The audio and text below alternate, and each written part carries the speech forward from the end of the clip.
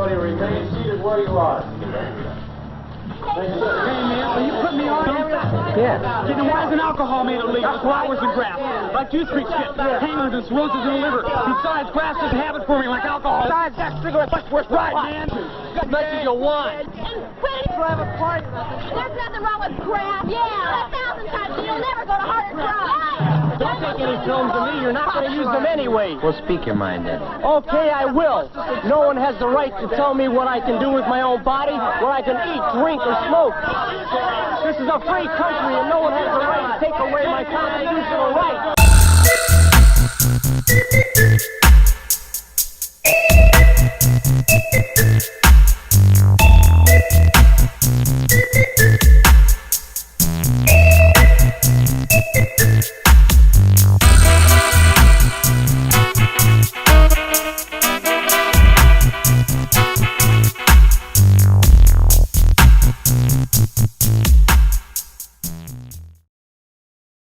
It's the Hoosier Sophisticate Show.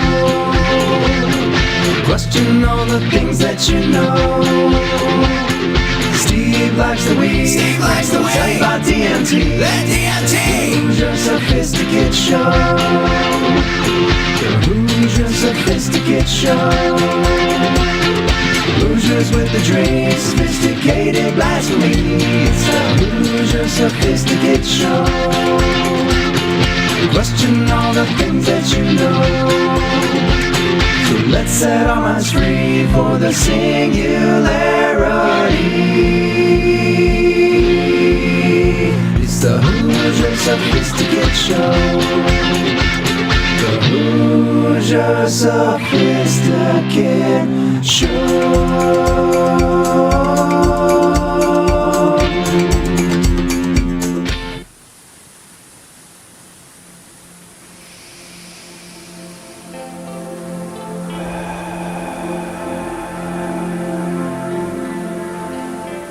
Good morning, friends.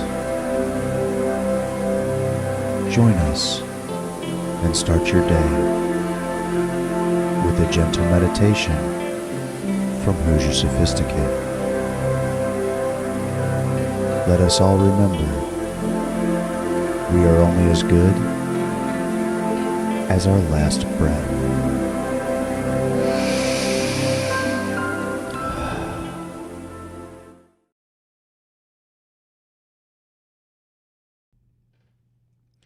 Good morning. Welcome to this gratitude meditation. This is great to listen to in the morning just after you've woken up. If you're driving, please do not participate. Waking up with the sun gives us an excellent opportunity to begin the new day with renewed appreciation. Take a few moments to bring yourself out of sleep into a light, wakeful state. You may open your eyes if you'd like to, or allow them to stay closed. Take a deep breath in, invigorating the lungs, waking them up, and give your body a nice stretch, gently waking it. Our thoughts are often scattered first thing in the morning, drifting to our responsibilities, what we're having for breakfast, our commute, our work duties, and everything else that vies for our attention day to day. So before the mind wakes up completely this morning, we're going to create a blank canvas. Taking a nice deep cleansing breath in and release, letting it go. Clearing the mind of any leftover concerns from yesterday and any stress about the future. Setting an intention to start fresh today. Place both hands lightly on the stomach area and breathe into them, becoming more energized, more alert, aligning yourself with willpower. The intention to start your day in gratitude. Feel this invigorating energy flow underneath your hands and spread throughout your body. Continue to hold your hands on the center of the stomach, your energy center. Visualize the sun now. Imagine it coming up over the horizon. See it illuminating everything it touches, oceans, the hills, the grass, and your skin. Feel it touching your body, warming it, waking it. Hear the birds chirping and the roosters crowing as they greet the sun. See the flowers opening gratefully, tilting towards the light. Tilt your head up like the flowers, drinking in every ounce of sunlight. Feeling it washing over and around you, invigorating every part of your body. Feel the sun illuminating your mind, bringing sunny thoughts to it, clearing away the lingering shadows of sleep. Now let's repeat some positive affirmations to start the day off right. Taking a deep breath, a slow exhale, then repeat after me. I am grateful for this day. I am grateful for this day. Add some emotion to the words by truly feeling the gratitude flow through them, not worrying about what your day will look like, and letting go of expectation, simply expressing your thanks for waking up today. I am grateful for this day. Offering thanks for the sun. I am grateful for this day. Feeling gratitude flow through you as you breathe easily and enjoy this wonderful moment of pure appreciation. I am grateful for this day. Now, I am grateful for my body. Feel appreciation moving through each body part as you say again, I am grateful for my body. I am grateful for my body. Feeling it deep within your bones, now as you continue to repeat, I am grateful for my body. Now repeat, I am grateful for my mind. Expressing thanks for your beautiful, unique, brilliant mind. I am grateful for my mind. I am grateful for my mind. Feel appreciation move through your head as you continue to repeat, I am grateful for my mind. Now I am grateful for everything I will experience today. Say this again with strong conviction. I am grateful for everything that I will experience today. Good or bad, every experience makes us who we are. Welcome the highs and the lows alike, knowing that everything is a lesson. I am grateful for everything that I will experience today. Every experience is an opportunity for growth. Hold appreciation in your awareness as you continue to repeat, I am grateful for everything that I will experience today. Now you may choose a new affirmation to repeat beginning with the words, I am grateful for, and ending with the words of your choice. Anything that you could return to throughout your day for inspiration and a dose of gratitude.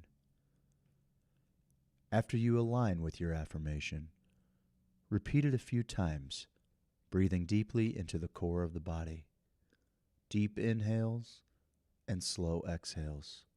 Once again, holding appreciation in your awareness. When you are ready to end this session, go ahead and open your eyes. Sit up straight and give the body another long stretch, extending the arms, reaching your fingers towards the sky, extending your legs and wiggling your toes, and return your breath to an easy, natural rhythm as you finally rise, starting your day off on the right foot and carrying gratitude with you every step of the way.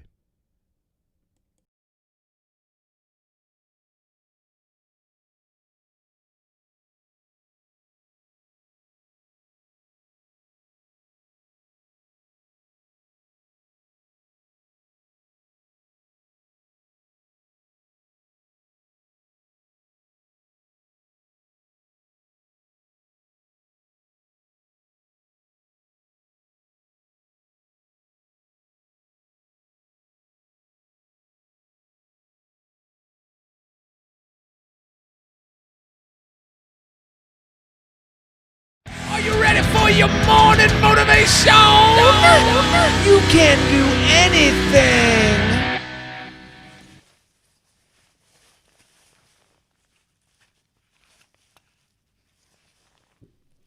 It's cold. It's cold and I'm sick. You guys remember remember Spud Webb? The Guy was 5'7" basketball player? Guy was little and won a thing. Won a slam dunk competition. Go Spud Webb. Happened today. It did really? Happened today in 1998. No, 1994. Happened today. Guys, I don't feel good. Oh, I don't know. Maybe give him. It's one of those things where you're like, yeah, I just hate what's the situation. It's not that I'm actually sick, but then you actually get somewhere and you're like, no, you actually feel like shit.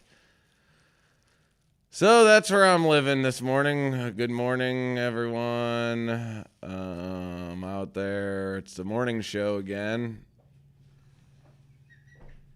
Here we are, another day. I feel like I was just here. I wasn't expecting you. Feel like I was just here. I wasn't expecting you, bud. I woke up with a headache. I'm sure it's the vid. You think you got the vid? What else is there? Are there any other contagions out there? I don't think there's any other. None of it matters. It's all fake. They said the flu's canceled. We got a week this year. more of COVID season, and we can stop listening to this bullshit. They tried. Someone was looking up the stats to the flu, but you can't find the stats to the flu. Weird. Because the flu doesn't exist anymore. Of course it doesn't. But I am cold. Oh, buddy, I wore my puffer jacket today. Hopefully it don't rain. Oh, that thing's waterproof, bro. Is that a waterproof puffer set up jacket? for the fucking elements, That's my man. Not waterproof. Dry duck. It's filled with That's duck. not a waterproof. Listen, I sell merch. Oh, that'll soak it up quicker than you want to get some water? Well, I don't know. I've owned Dump it for your 3 hat. years Dump and it. worn it in the rain. You don't think I know how my jacket works?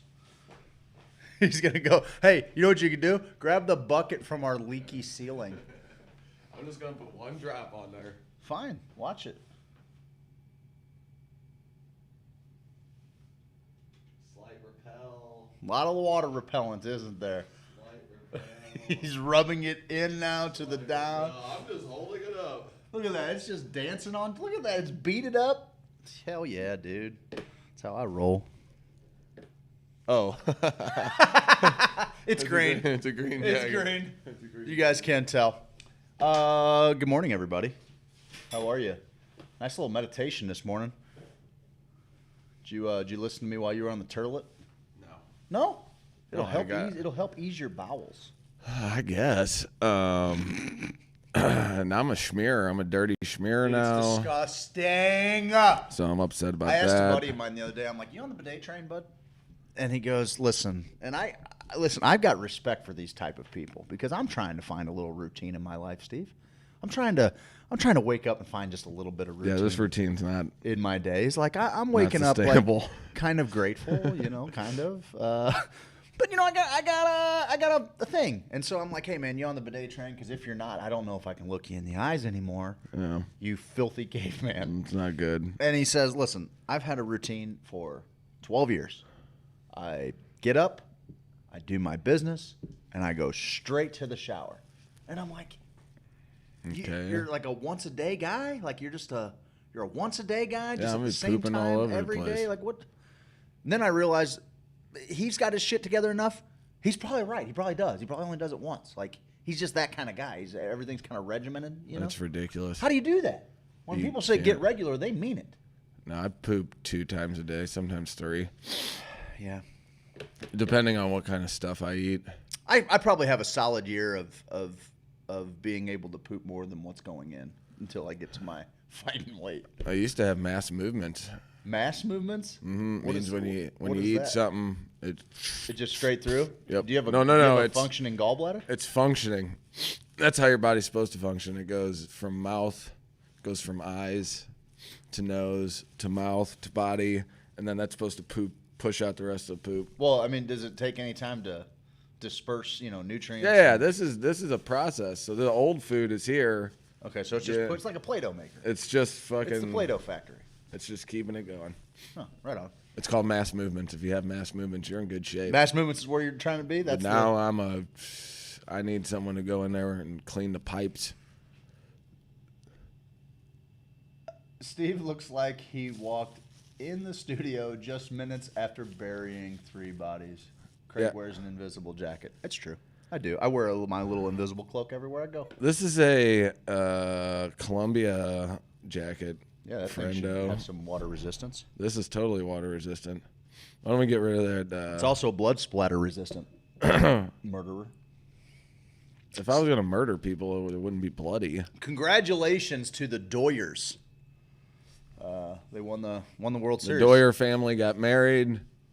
Their kids had a lovely reception. The Start Doyer pumping family. in vitamin C, lemon and water, hibiscus tea. Eat pumpkin seeds for zinc. Hope you feel better soon. Oh, here we go. Here we go with the magic Here stuff. we go. The potassium. Goddamn. Goddamn potassium lady. Potassium lady. She's trying to get me to do potassium all the time. I'm not doing your potassium lady. Okay. You trying to get that camera out the bottom there? Why don't you bring that why don't you bring that mouse right on over here? Don't mind if I do. Bring that mouse There's nobody right here on today. over There's there. no handsome interns or musical interns. It's just me and you, bud. Just Oh, it's magnesium. stewing in the COVID. Stewing in the COVID. Is Ebola still a thing going around, or is that a midterm election bug? I can't remember. It's a great question. We're a week away.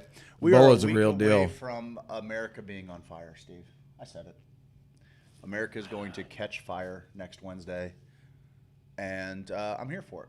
I've taken the day off. I took the day off last year, November 4th, and I'm going to watch everybody who's not very emotionally intelligent lose their fucking minds over what's about to happen, and it's going to be great.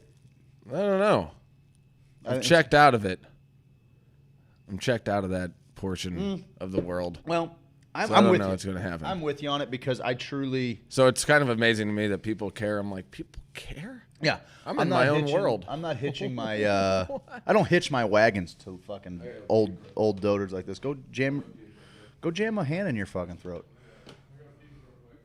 Steve's going to puke real quick. Guys, good morning this morning. I'm excited to be here. He's got me juiced up. I don't know if the morning motivation hit you in your plums the way it hit me, but boy, howdy did it get me fired up. I'm ready to go. We're going to talk about all kinds of things, including how the election is a week from yesterday.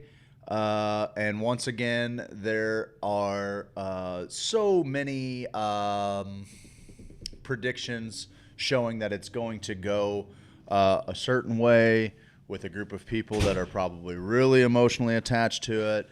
And when it doesn't go that way, the only thing that could have possibly happened was somebody cheated to make it so. Everybody's out to get you. You guys should all remember that everybody is out to get you. And the person whose political ideology you don't believe in actually would rather you be dead. That's the nature of politics, Steve. I guess. That's the nature of politics. The person who disagrees with you thinks you're better off dead, and one of these 80-year-old men is going to save your life. I think it's the last grasp of the old world. Yeah, 'Cause the but singularity's man, coming, in the grand scheme of things, though, I tend to agree with you, but I think that it's probably pretty difficult to see how long the last grasp actually lasts. It's probably generational, right? The last grasps? Yeah. Like, it's not, this isn't something that's over in a year. This isn't something that's over in 2 years. Oh, no, we got 20, 21 years till the singularity really starts hitting home. Does anything happen before then? Probably not. I think you gotta, it's going to get real weird then. That's when shit's really, that's when we can start talking about, oh, this is go time. Because I don't think, I mean, what could possibly happen? People care about these two guys that much? No one does. Yeah, I don't know. No one does. I think that's a trick. I've been checked out on Facebook, and my life has been a billion times better. Just not having to see that shit. And I told you that one day I had Facebook, or 3 days, where it was a pure joy to be on. It was all of the pages that I followed on I think that kind of started to happen with me the other day. Can I just make a new account and just follow pages I like? I don't know that it'll matter. Could you? Probably. Well, I'm seeing my timeline because of everything I follow, right? That's what they say. I know my friends. What if I had no friends? Yeah, I was going to say, that probably has more to do with what's shaping your... Because if I have to see another one of these people's deals online, oh my God. It's gonna destroy me. I can't do it. I can't see it. What do you? I want to stay on it. We never really talk about it too much. What do you think's going to happen a week from today? You think there's going to be riots in the streets? Are there riots in the streets right now? Because I'm a people little yelling in the void in the streets. I'm wondering. Listen, we can be apathetic, and I'm with it. But there's some things that you can remain apathetic to that eventually end up on your doorstep, and you're not really. I don't know how this ends up on my doorstep. You don't. I mean, I don't know. I was still living in Springfield when there were tanks rolling down the streets, South Grand. So, fucking literal tanks. Well, as far as Ferguson, yeah, with Ferguson and everything. So, like, I don't think that was in Ferguson. It might as well have been 500,000 miles away. Yeah, but the tanks were on South Grand and Tower Grove. I know, but they're not going to go south of 40. Okay, we all know how that works. Is that what that divide does? That's what that divide does. Yeah, it's keeping the whites safe down south, and and then we can just perpetuate that. I don't know. I saw something today where Donald Trump has a 1 in 8 chance of winning the election, is what they're saying. Well, he had no chance against Hillary. This is what I'm saying. So. This is exactly the line that they ran out there. 1 in 8 chance. And what is this all based on? Yes, you can have a new account that you can customize. We know Asazesh Snabe knows because she's got 7 of them. Yeah, that's what I think the play is there, because it's just gotten out of control. It's kind of like my old Twitter account. It just gets so convoluted with different bullshit that it's just like... Your old Twitter account? Yeah, and the new one is much... Well, the new one I don't have enough. Yeah, it's kind of weird. Like I don't know who to follow. It repeats kind of over and over. And Instagram. I just realized I don't like Twitter's Instagram just either. Where people are talking about Instagram's weird. I don't like any of the social media platforms anymore. I realized how much unhappiness it was bringing to my own life. Oversaturation is going to ultimately lead to apathy in general? What do you mean? Like, just like you said, like there's not one of them that's really getting here, and I'll let you do that. Yeah, I think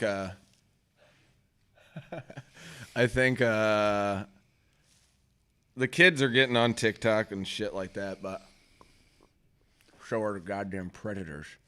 Read that article from my son's school yesterday. Goddamn predators are targeting kids on TikTok. Duh. Well, I was on TikTok. I don't know why we're always acting surprised about, like... I was on TikTok for 5 minutes. I should have been on a list. Because of the... It's just young girls going... and you're like... You look about 15 there, gal. Like, I'm an old man now. Yeah. So... Yeah, that's the thing is, like, if you're under 18, I'm like, get out of here, kiddo. If like, I can't choose what pops up... Do something with your life. If I can't choose what pops up on my screen, randomly, and TikTok's kind of like that, because I don't know what the rhyme or reason is to that scroll. Listen, the best thing that's ever been done, it's never going to be topped. It's never going to be topped on It's TikTok. titties and hot guys. The best thing that's ever been done is Matt F. Bassler's year-long cover of Somebody Better Call the Law. They should have just shut down TikTok right after that. It's the greatest thing ever. If you guys aren't following Matt F. Bassler, he's a madman who lives in St. Louis who does things He's great. repetitiously. He's hilarious. fucking great. He is hilarious. And if he's not, if he's not a YouTube star by now, what fucking chance do we have? Oh, that's also another thing. Seeing all these talented people Who do we watch yesterday? who come up here and they're like Ryan's buddy, right? the guy who people pop into. The guy's amazing. He's a looping artist. Like he's got 60 views on YouTube. People are trash is the problem. People are garbage. I've been telling you this I forever. know. I'm on board. I'm finally on board with appreciate you. Like, I mean, I try to keep in good spirits, But people come to me for the they come to me for that. The morning motivation. They come to me for that now. What are you doing? I actually like. I'm gonna live in a cave. I'm gonna live in a goddamn. I'm actually kind of a big fan of cave. the new morning motivation, which is like, it is in a roundabout way motivating. This morning was I'm good. like, Jesus. I don't want to end up like that. How do I fucking? What is end the up like series that guy? of events that has to take I place? just hate the mornings. For me to hate everything as much as that guy does. Let's not let that happen. I don't know why I picked the morning time for this. I could have picked any time for this show. I don't know. I mean, in the morning time, like that's so dumb. As soon as this is making all the money, we can change to whatever time slot we want. Well, that's the deal. Like as now, long as we're now still seeing trying to that there are fit other into- avenues, Oh yeah, then it's like I do this. For the Monday nights. I would love to.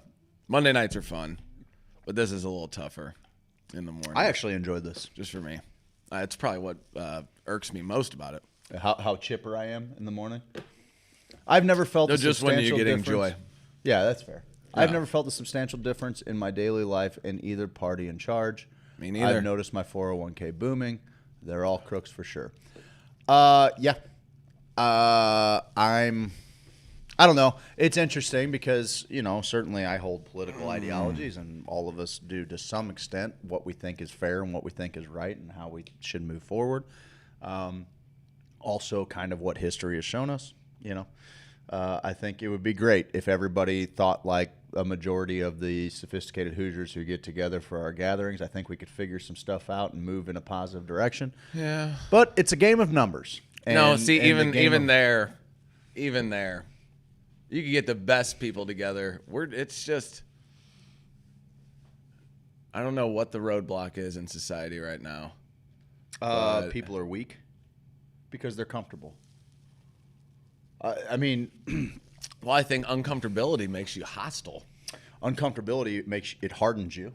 Yeah. Makes you do what you got to do. Makes you handle what you got to handle in order to find a little bit more comfort. But if you're just provided with creature comforts, again. Oh yeah. Like my old self. I mean, this has been going on forever. But like we've all known for a long time. As long as that box in the living room comes on at the same time and tells us kind of what I need to be scared of and what I don't need to be scared of, and as long as it's not in my front yard, I'm okay. Doesn't affect me. Well, not really. I mean, that's not really how it works. That's just an illusion, right? Like, that's just something that kind of gets you, makes you feel better about your position. And actually, that's something that I think about all the time. We're all just doing what we can do to provide our best case life for our immediate surrounding. That's all. I mean, That's the problem. I don't think many people are trying to do that. I think we're all kind of got Because different shit going on. Like talking about how the world's going to end if somebody gets elected president. I know. It's ridiculous. Well, now, and I maybe should clarify, like me saying that has nothing to do with the actual ramifications of someone being elected. It's the fact that for 4 years, really longer, but for 4 years, from the day that our current president took office, it's been, the sky's been falling. The Chicken Little's been fucking running around. Was it not like that with Obama, though? I think a little bit, but not to this extent. I think that there is a certain voter demographic that is more likely to me choose my words here. That is more likely to throw themselves in the streets and Democrats pretend that they're doing liberals. Yeah, I think so. Libtards, man. That shit drives me crazy. Well, I don't know. I don't understand it because my whole life, someone was like, I would say something and they'd be like, "You stupid liberal," and I'd go, "Okay," and I don't really know much about the situation. Then I'd say something else, just an opinion on something about being fiscally conservative, and then they're like, "You." Well, nobody's fiscally conservative anymore. You bitch. You conservative bitch. You Republican bitch is what they used to call me. And so I was always confused. I'm like, what am I? I don't have the time to really look into it because I was a fan of the Wasps. You know what I mean? Like they had a party. Wasn't that a party? The white Anglo-Saxon Protestant party. So all these party names and titles, it's like, what? What? And then you hear in her history, it's like, well, Lincoln was a Republican, but he's more like a Democrat now, so everything's just switching. However, here's what happens. You get psychologists and mentalists, brain game type people. They have focus groups on how they can manipulate people, and that is how every game is played forever. And it's about manipulation of the people that you can get your message out to. So how good are your manipulation skills? That is the deal, because people are so busy that if you lived in some sort of lifestyle where you had a lot more time on your hands to think, then that starts coming to the surface. You start asking yourself questions. Why am I doing this? Why do I think this way? Why?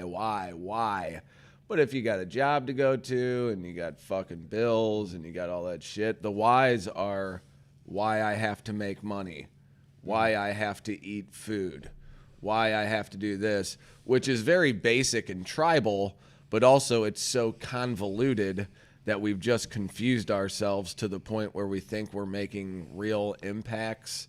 And we are in some ways, but in other ways, it's like, dust in the wind, baby. Dust in the freaking wind. Nothing really matters. We're on here for a blip. Just a little blip of time. It's our blip of time. And what's your ideal? Okay, let's go. Let's take it a step further. What does your ideal reality look like going forward? Forget the government. What is your dated tribal technology, tribal technological tribalism. Okay. Great. What does that look like in your day-to-day, like where you live, how you're surviving?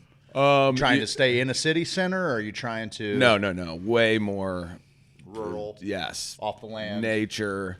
We won't need... The structures of cities are so dumb. Now that do you think that COVID has shown us maybe yes. kind of the dangers of living in a what we knew talking population about center? AI a long time ago is knowing that I don't need a giant skyscraper with marble walls and the pomp and circumstance that goes into some of these buildings to manipulate people. They know that when you walk into a building that has huge walls, that's and a place marble, you want to do business because it's successful. Or you're scared. And it's like, okay, well, I'm a new guy. I don't belong here, So there's a whole manipulation factor with the way buildings were even built to make, America's powerful. It's weird when I went to London and there are no skyscrapers. It's like, no, there's fucking old city. They were like, fuck a skyscraper. This is all built. We don't need fucking giant buildings. I can tell you, though, having lived in Springfield for half of my life, there isn't a fucking building outside of the Plaza Tower, there isn't a building higher than 4 or 5 stories, awesome. And it is fucking brutal. Why? It's just a brutal skyline. You can see the sky? It's like can we put another strip mall up here with a fucking payday loan and a nail place and a Chinese restaurant? Maybe we could splash in a fucking Starbucks. Let's throw that in the fucking strip mall too. Like some of that shit. Miss me with it. I'm with you with that, but also it's like, I can see this whole stupid sunset. Oh yeah, I'm with that. Bullshit. But then trees get in your way and shit. I get fucking that. Trees. Take them down. I'm trying to look at the sky, bud. Bullshit. I want to get connected back with it. So I think it's more tribes, but transportation is readily available, food and energy are taken care of.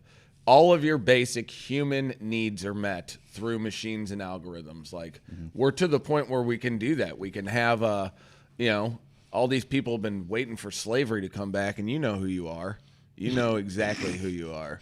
And Are they listening to this show? They're listening. But there's you can if we're just gonna have drones and like we have these movies about robots and they have feelings and shit. Okay, whatever. Let's just make like drones, create our food, energy, and then if people want to choose a lifestyle in that, go for it. And then you could have some sort of universal base income. What is that? Or barter system. All your needs are met. So if you want to try to figure something out, it's just a will and a won't. Like if somebody's going to be building Lamborghinis for fun. Somebody's going to be doing that. It's not capitalism. Capitalism hasn't brought about all these new ideas. That's what I I don't think so. I think that moniker that people are lazy without incentive to either beat someone else I think people are naturally want to be better.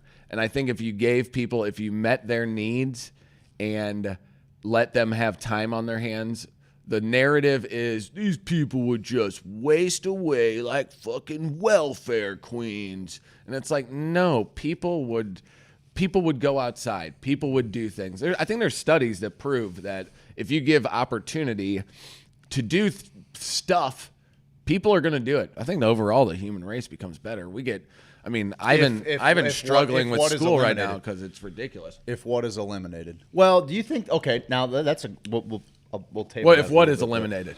That's what I'm asking. Like, when you say if people are given the opportunity, what opportunity don't they have? Right now, everything's being manipulated. Like I said, greed and manipulation kind of run everything going on, and we can bow out of that. You can watch brain games and stuff, but it's tough. I think I'm tough with when you. you constantly have to be watching people. Like, God damn, is this dude trying to trick me with some sort of fucking marketing thing? Like, you don't have that when people, and we hear these stories about people like, I'm going to go visit this indigenous tribe and help them build wells. And then they go over there from this modern style of living, and they go over there and they are completely changed because whatever this is calls to that. And whenever you stick a person in that, it changes them forever. I've seen all the fucking reality shows with, not that that's a fucking real thing, but whenever people go to where food, to live with a tribe, food, shelter, water, and you break it down to those three things, and you live a month like that, you're like, oh, I got a lot of extra bullshit going on in my life, and we slowly add to our bullshit. I tend to agree with you, man. Like I mean, I know. However, like there is nothing that keeps people from doing that, and they would say, "Well, I don't have enough money to do that." Well, yeah, you do. You're just not willing to be uncomfortable and do the fucking hard work that it takes to go and be self-sustaining. You think like those like I was telling you that show, like Mountain Men, like these are dudes that are just like. That's too much. Resurrected. Why? Because we have so much technology. I'm not trying to live in the year 1850. That technology is not just pulled out of a void. It's not just created for everybody to use and the person who created it not be compensated for it. And then what the problem is like, for instance, how much do you Jeff need to be Bezos makes compensated? $110 billion. That has literally no bearing over what happens in your life. Somebody having billions of dollars puts no caps on how much money you can make, right? Like, but there's always if you had a rival business, you're done in this town, in America. Maybe. If you have a rival business and you can be bought and sold by another business. If you have a rival business that can be bought, though, on to the next thing. You can be or destroyed. Yeah, that's true. That's true. I don't know. It's just. But anyway, but you're right. But then so what happens is you muddy up the waters with government, right? And government is now creating incentives for you to build a headquarters. Jesus Christ. Lock your doors. What's wrong with this guy? Oh, fuck. Jesus, I just shit my Willie, pants. we don't open till 10. and leave your doors unlocked. That was Steve's fault. What do you got there? Okay, that's fair. Yeah, I was coming from the gym and seen your guys. I live back here behind you. Right on. So I seen the car back here. They're early. My pattern on my shirt, is that it's only crazy in the small thing. You want those? I'm good. Thank you. I believe you. I've got too much to get through. But, you gotta... We've got an issue where... No, dude, whatever his eyes, you should have seen his eyes. They lit up so quick. It was like, holy. There is nothing. I'm going to let them get outside and fraternize in the hall. I thought I was going to be doing this on my own. I didn't expect my partner to come in today. He wasn't feeling so well. Anywho, so going back to kind of what we were talking about. And I'm not... I only think about it because it's getting more and more real as Election Day draws near. And again, I'm not voting for either of the two main parties. And I had something thrown in my face, not thrown in my face, but I had somebody who thought they were asking a really smart question. And this is the problem. We allow people to believe that this is an intelligent question that merits debate. But they asked, isn't voting a third party, isn't that a sign of privilege? No, it's not a sign of privilege. The idea that your problems are so important that the things that I personally value above all else, the idea that what you think is important is more important than what I think is important is the epitome of privilege. So no, voting for a third party, voting to finally tear down a system that people have literally been in the streets marching against for 50 years, I mean, in some capacity, voting against that thing is not privilege. It's people actually willing to take a stand in the face of the terror or the scare that is either one of these main two candidates being elected. And I don't buy into it. Like, first off, if Joe Biden is elected, I don't think he'll be the president by the end of 2021. So there's that. If Trump is elected, I imagine it's going to be a lot of the same. It's going to be the end of the world. All of the things that the people that voted for him are all going to be reduced to some kind of bigotry or just really simple, low vibrating thing that makes you hate your fellow neighbor, because that's the only way to really affect positive change. And so, I don't know. I'm not too worried about it because I've got my own shit to worry about, but I do think about it. And, if you remain completely apathetic to it, then what happens is war ends up on your doorstep and you're not prepared. And I don't know what it looks like. I usually feel like I have a pretty good read on what's going to happen. When it comes to elections, I feel like I got a pretty good pulse on it. And this one it's different. It's weird. Going back to 2016, it's weird. And I just feel like the idea of polling right now is so... Good morning, John Matthews. The idea of polling right now is so skewed because we have allowed something we talk about all the time, social media. We've allowed social media to position itself to be the truth and to have a finger on the pulse of the average global voter. And it's certainly, we've seen in things like, not the Social Dilemma, but the one about Cambridge Analytica, we've seen that elections have been swayed. Steve works the show, but we have people that walk into the store because Steve doesn't lock the door behind him. So he's handling the front end of the office. What I would like to do is I would like to get cameras up in the front and just have like a feed that's going all the time.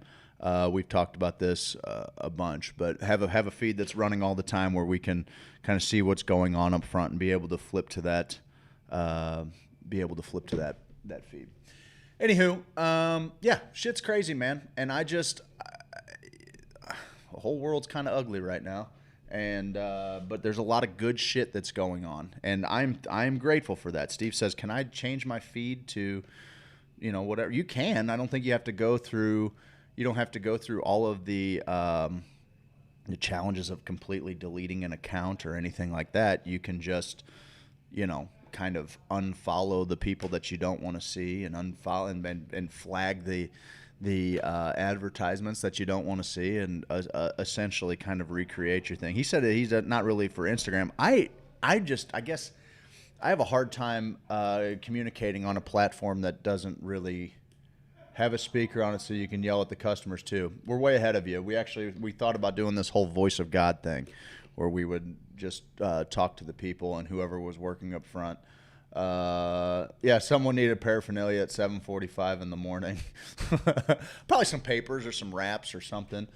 This is live, Stephen Holbert. We're live every morning, 7 to 10. You never know. Someone said somebody needs. Gemini Jen said somebody needed paraphernalia at 7:45. Oh my God! Yeah, people need. Well, that's the deal. Meatloaf. Here's the deal. Why did I do that? I should have fucking never said, but that was a miss. People need medicine shit early in the morning. This place should be open fucking 24 hours a day. I'll just leave the door open on an honor system. That's capitalism, friend. Take one, leave one. Take what did I miss? Not a whole lot. I just Willie. Hey, this is what we're doing. We're cultivating a community. You are behind a Waffle House. I'm not showing you my feet, Dennison. You freak. Okay. But I like where your head's at, man. Dave Chappelle just made the whole world know that it was okay to fuck a pair of feet. He did. I thought that was a movie Boomerang. Ooh, with Eddie Murphy? Yeah. I forgot about that. That was a feet thing. Was there a feet thing in that? Yeah, there was a feet I haven't thing watched it in there. a long time. You ever fuck a pair of feet? Fuck no. Fuck a pair of feet. Fuck no. You gotta find the right pair of feet. Feet. I don't know. I've never one understand pair people of that feet. don't like. Oh, listen, I've seen funky. I've seen one pair of feet that I was like, Yeah, that's I had a buddy. as aroused as I was by a gal could be a fucking supermodel, like a total 10-piece, and he would find something wrong with her feet or something. He's like, those are the shoes that fucking broad's gonna wear. He's like, come on, hammer toe. I get it, man. You gotta really love somebody through that. Love somebody through hammer toe. Yeah, that's when you know if you whip off your feet, you got hammer toe, and someone sticks with you. Stay there. Because that's love. Okay. What's hammer toe? Your toe starts to look like a hammer. Really? Yeah. How is that even possible? Well, because it kind of, especially if you don't have Greek feet like me. Greek feet? I have Greek feet, brother. What does that mean? Do you want to know what it means? Hang on. Let me pull it up. You don't have Greek feet. Oh, buddy, do I have? I got Greek feet. You don't think I got Greek feet? Go ahead. Keep talking to these people. I'm just thinking about J-Rob's feet right now. What does his feet look like? I can only fucking imagine. Dang. Why Little are you guys doing that? got a bunch Why of. are you doing that, bud? It's not good. Jesus and I just think if like a lady had that. Oh my. Oh, dude. I mean, gals. Listen, golly gals almighty. put themselves through so much hell when it comes to feet. To make them calves pop. I guess you big calf guy. You big leg guy. Oh, big leg guy. Your wife's got some gams. Not to, I'm not trying to overstep my bounds, but she's got a good set of legs. Yeah, she's got a good set of legs. She does. Yeah, I'm not trying to be Settle rude down. here, I'm just Settle down. out, vibe on your wife's legs. All the Elgins have nice legs. Oh, that's why she was married into the family, huh? I'm getting that. That was the first priority. I was like, first date, made her run. I was like, let me see that stride. Let me see the stride, lady. And so, Greek feet. No, I don't have Greek feet. I got Egyptian feet. You probably have Greek feet. Yeah, I have Greek feet. Greek feet are what giving people hammer toe. That's the fucking deal. Let me pull this up. My second toe's not that long. It's longer than your big toe? Just barely. You fucking monster. What barely. the hell? I got Egyptian feet, pal. Oh, from the time of Horus. Kind of like my cock, my feet used to be beautiful, but now they're just weathered. I'm an hour. I know. I'm saying when you join the Elgin clan, or was, or will be again. How about that? Forearms get me. Yeah, if you can fit a whole forearm in there, I'm sure you're getting got at that point. You're getting got. I think African looks nice. Orient looks nice. Hang on, let me just pull these. Celtics look like freaks. Egyptians are freaky too. Freaky. Egyptians are perfect. That is disgust. What is it, an arrow? You're like pointing at something with your big toe. That looks like the fisting. Your feet looks like no wonder you F your feet. What are you talking about? You know how the rubber fists are like this? Rubber fists are like this. Yes, that's what your foot looks like. What do I look like, a fucking child? I don't know what a rubber fist looks like. I know what a rubber fist looks like, pal. This is it. Yours look like that. The second is your second toe. Is your second toe longer than your first toe? And even worse, is your third toe longer than your first toe? Is that what are you doing over there, I'll tell you what I'm doing, bud. Why don't you just go desktop? I tried, but the picture's not big enough, so we're just let me. Well, you can zoom in on it. I'm just trying to help you handle your business. All right, we're good. 'Cause we're gonna find out what. Are you guys into feet? Because I think feet are. Ugh. Are you? Do you? Even the best foot in the world, I'm like. Ugh. Even the best foot in the world. The best foot in the world, but like Cinderella's foot, like a cartoon foot with no veins, or dead skin cells, or like chafed like back of the ankle, dirt under the toenail. Well, now you're just stinky toe jam, bunion, a corn, a little Jason Bourne. You know what I mean? So, and your ancestry by feet shape. Glad, yeah, cool. We're getting into it now. Please don't put that behind us. That's just disgusting. look, Steve. You think this is a real thing? This is the best. This is a real thing. This You're is gonna the go best. by this. This is the best foot shape. No, that's somebody fucked your sister. That's what that foot is. What is that? That's what they say. Somebody fucked your sister. But look, these goddamn Greeks, This like, isn't that's real. creepy, man. That's creepy. No. Here's the deal with this. We gotta walk a long way. We got. How many steps is our screen now? A lot more than 6 feet. 4, 5. That's pretty good. Mine's like right here. Okay, so it's just barely. slightly longer.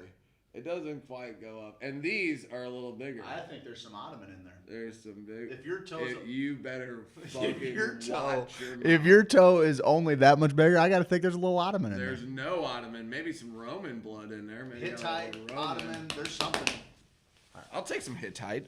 You Hittite? You Hittite? Yeah, those guy? guys traveled around, so they did all right. They did all right. Okay. Well, I just, I thought it was important that we show people what freaky Greek feet look like. Did you show them the Roman? No, should I pull up the Roman? Is there a Roman? Of course. Oh no. What were yours? Egyptian. Bud. It's perfect. Oh yeah, look at that. That is Yeah, gross. here goes. What are you doing? That's a hammer fist. That's a hammer fist. Are you kidding me? That's Are the you worst. kidding me? Why? That's how a Are fucking yours set- at this? at a perfect angle. Bullshit. Mine's actually probably, if we're being honest, we're always being honest. It's probably like, my middle toe is like almost, it's about right there. And then the gradual decline starts because I was gifted. With what? Hairy, perfect feet. Perfect hairy feet. Yeah, I ain't trying to deal with feet. Not your jam, Not today, huh? not never. Not never. I am never. You never driven. just pop a toe in your mouth, bud. Yeah, didn't like it. Got up. You didn't just do like the. Like, you didn't just do that, like right as you were about No, ready to. I was like in between the fucking Okay. web, Yeah, boy, get them webs cleaned up. and then I was just like of like sock fuzz and. Sometimes people fuck your sister. What I meant was define the third toe. What is that your middle toe? Yeah. Third toe in either Or direction. is it your ring toe? Yeah, middle toe. First toe is a big toe. Second toe is the little piggy. No, little piggy's all the way on. No, this little piggy. They're all little piggies. Okay. The second toe is your market toe. The market toe. This little piggy went to market. This little piggy went home. That's Little piggy had roast beef. Yeah. This little that last little bitch had none. Little bitch had none. You get none. Why that they piggy eating roast beef? Feet are gross. Your wife agrees. Feet are gross. I like to rub on my foot on my wife's feet. You freak of nature. That's our guy from Native Hemp Extract. The real sickos are the people who can rub strangers' feet. Yeah. Strangers' feet? Like, I admit there's a lot going on with the foot. a lot of nerve centers. Yeah, so I you know. You get it. You understand the I get it. You know. I get it, but just I've seen too many bad feet. I'm with you.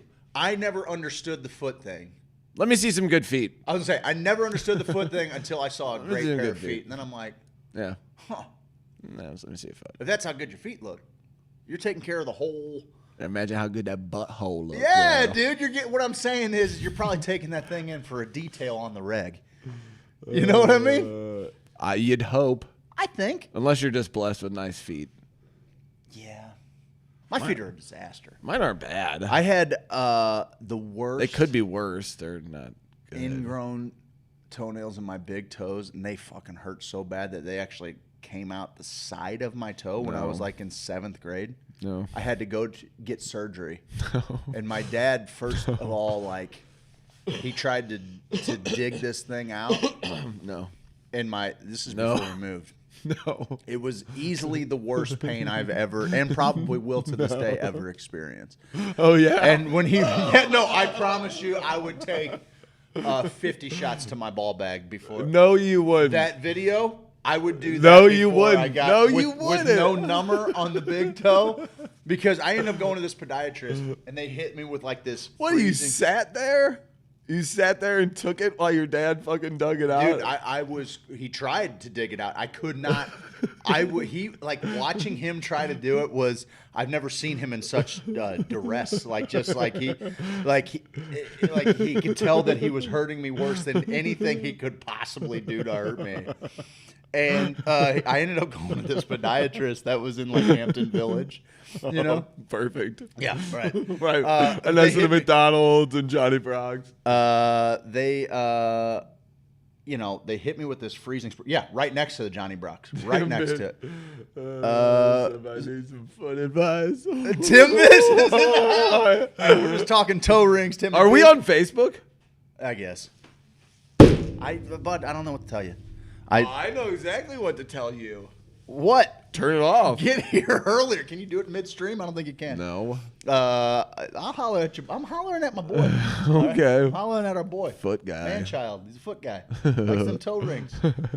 All I'm saying is, all right, so I go to this podiatrist. Hits it with the freezing spray. Yeah, sure. Right? Better immediately? Was it constant pain? It was... Meanwhile, your dad has a steak knife sticking out of it. Yeah. Can you help? The scissors from a Swiss Army knife are just buried at the top of my toe. I couldn't do any more to him. It's like, I don't know, it seemed like it was hurting him. So, you think? Yeah. It was right before summer started.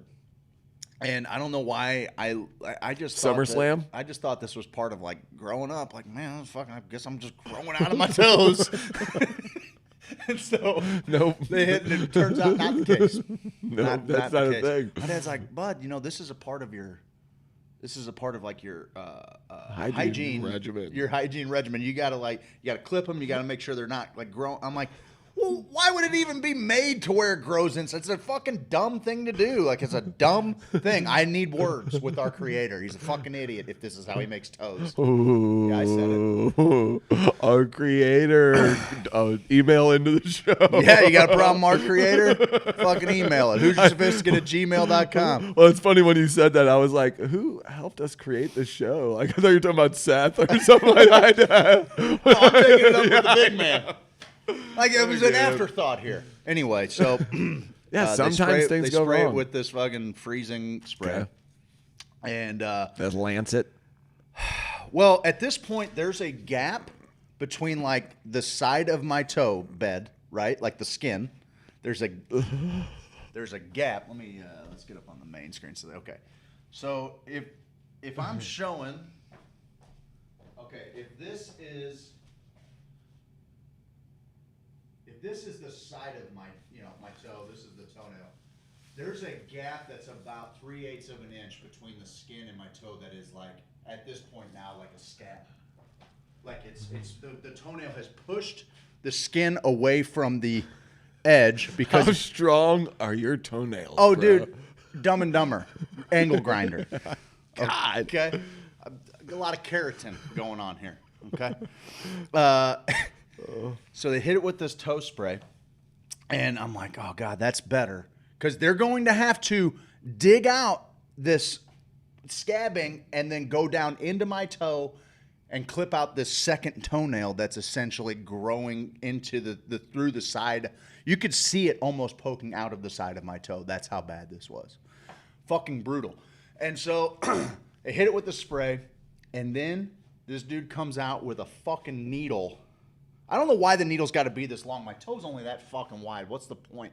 You're not trying to get into a fucking maybe you're just trying to keep some distance. I don't know. They take that fucking thing. It's got an 8 Yeah. He's getting it from across the room. It's a javelin. He comes in. We do it with a laser. Cat comes out and fucking hits. Anyway, so I remember sitting there with my dad, and this is a little sidebar. I remember sitting there being like, Dad, how come I can move like because I'm right-handed, I'm right side dominant, so I can like spread out all of my toes on my right side. Sure. Right? Get a nice little spread. Sure. But on the left side, I could only like, I couldn't really control the little toes. The big toe's he's still doing his thing. Yeah. You know, he's still Wiggling around. Yeah, he's a Piggly wiggly. He's a disco dancing fool, man. He's doing what he does. And I remember, and I was like, Dad, how come I can't do that with my? And he goes, I imagine you could probably do it if you sat there and really focused on it. And it's like some fucking Kill Bill shit, man. Yeah, because so as I'm sitting there waiting on this podiatrist to come in, I'm staring at my foot, trying to get this fuck. And right before he comes in, boy howdy, if I didn't get that little toe just. And before you know it, I got a whole fucking little thing going on my left foot. I'm like, oh, power, mind power. Anyway, dude comes in. Was that at the thing? Yeah, I'm laying in like a fucking a chair. It's a weird thing that I just remembered. Okay. Power of the mind thing. Yeah. I can't believe that stuck with me. I was like 11 years old, 12 years old. I'm gonna spread these wings and I'm flying. I can do anything. I can do anything, just like LeVar Burton told me. Are you ready for your morning motivation? You can do anything. Like spread your including toes apart. spreading your toes, baby. All you got to do is just stare at them. So, so this dude comes in with a fucking needle like this. Yeah. And he grabs my toe, and I'm like, where the fuck are you going with that? Now I got some numbing spray on it, which is supposed to help. Sure. It was like the numb before the numb. Sure. You know? Kind of one of those. So just a little taste of it. Right in between the main joint and your toe, he takes this fucking No, he needle, doesn't. puts it in there. No, he doesn't. From the top? From the side. From the side, like in the joint. Squirts whatever, little numbing whatever in there. He's like, oops, sorry. That Pretty goddamn painful leading up to that point. He's like, that was rhesus monkey HIV. We And just then this accidentally dude inducted. gets to work. As soon as my toe is, he's like starts like flicking my toe. I'm like, this seems a little unprofessional. He's tapping it. He was just fucking. He's fucking with me. He's in the feet. He's in the feet. He was just kind of proving a point too. Like, see how numb this thing is. Look how good see I how did. numb this thing is. See how numb this thing is. Oh my god. That's what I do to people's glands. Anyway, so give it a little dick he tap. starts going to work, dude. He grabs this hook tool out. No. And he starts. Now my toe is numb, but he is dragging. No. Again, this scab, this separation is about 3/8 of an inch in between my toenail. Yeah, I got you. And he starts 3/8 of an inch is almost a half inch, dude. I mean, it's more than a quarter. That's not 3/8. It's more than a quarter. It's more than a quarter. That's 5 a quarter. 16ths. That's a quarter. 5/16. Fine. We'll go 5/16. So we'll go with 5/16. So he's hooking this thing out. Just yanking it out. The scab. I'm like, hook. I'm looking at it. It's kind of freaking me out, but it doesn't hurt because I'm completely numb. Damn. He goes in there with now some like little micro scissors, pretty similar to the Swiss Army ones that my dad stabbed in my toe. Actually, he just grabbed those and used them. He goes in there. Oh, sweet. You brought your own tools. And dude, he cuts out like a second toenail. It would have been too big for any of my other toes. Like my toenail ceased growing that way and was growing that motherfucking way. And so he comes out, he goes, "That is impressive." He goes, I don't know how this thing didn't just blow through the side of your toe. And then he's like, cool wrench. No, red bag. Red bag Doritos. So he cuts it out. Here's the shit bag part of it. We're going to we're going to Florida. And the doctor's only instruction was you can't swim for a month. And I'm like, I can't what for a month? You cannot swim for 1 month. And I'm like, okay. I'm good on that, Jack. Heading to the fucking beach. And we head down to Hollywood Beach, Florida. I remember. I got like a walking boot. My foot's all gauzed up. And how does it not grow back in that same way? Yeah, so they pack it. Like it's something that I have pretty much had to stay pretty vigilant on. No. Yeah, I have to like consistently keep it lifted. Trim. Keep it lifted, because if you trim too far back, then it wants to grow back no. in there. Yeah. No. Yeah. So it's pretty rough. So I'm sitting there on the fucking beach feeling all sorry for myself. My dad's like, "What are you doing?" I'm like, "Fucking doctor told me I couldn't swim." He's like wrapping in plastic, bro. And he's like, "Hey, bud, we come from the ocean. Oh my God. Go take that shit off your foot and go walk in the ocean." And I'm like, "Okay, cool." Meanwhile, you're just leaving a blood trail in the water. Yeah, I'm done bleeding. Swim out there. This son. It was a lure. You know, you're a human shark lure I'm now. just chumming the water. I'm chumming the water. I'm swimming, Daddy. Thanks, Dad. Cool. Yeah. Damn, Dad. Oh, yeah. By the time we left Florida, my foot was healed. Just from hanging out in the ocean. Oh, for sure. The salt water. I was always amazed at how fucking, like, you get any kind of little cut, go hang out in the ocean. Yeah, and then it dries out, being in the sun a little bit, and then you go great. back and forth. It was great. Took a couple of days of me playing in the ocean, and I was like, "Oh shit, 1 month, my ass." Yeah. Oh, yeah. Next time, I'm fucking just throw me in the water.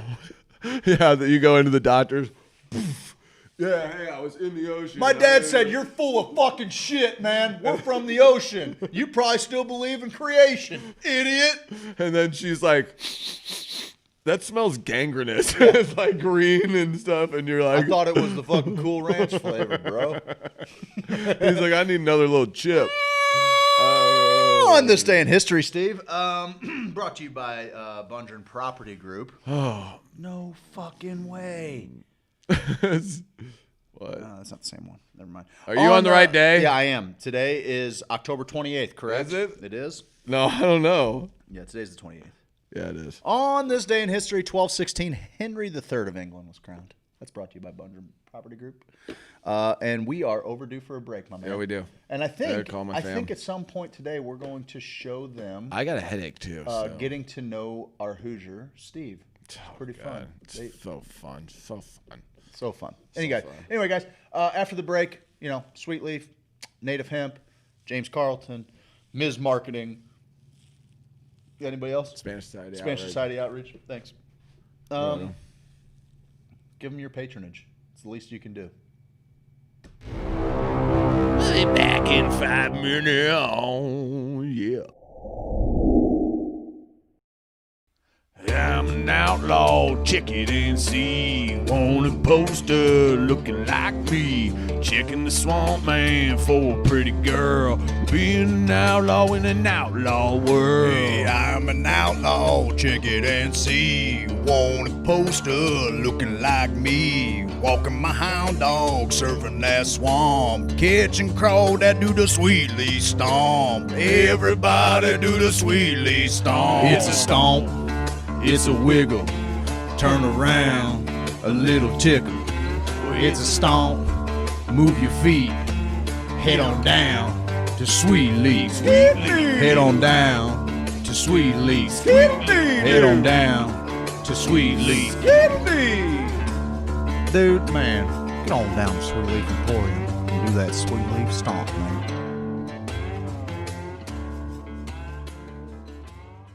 Do you take our insurance and are you cannabis friendly?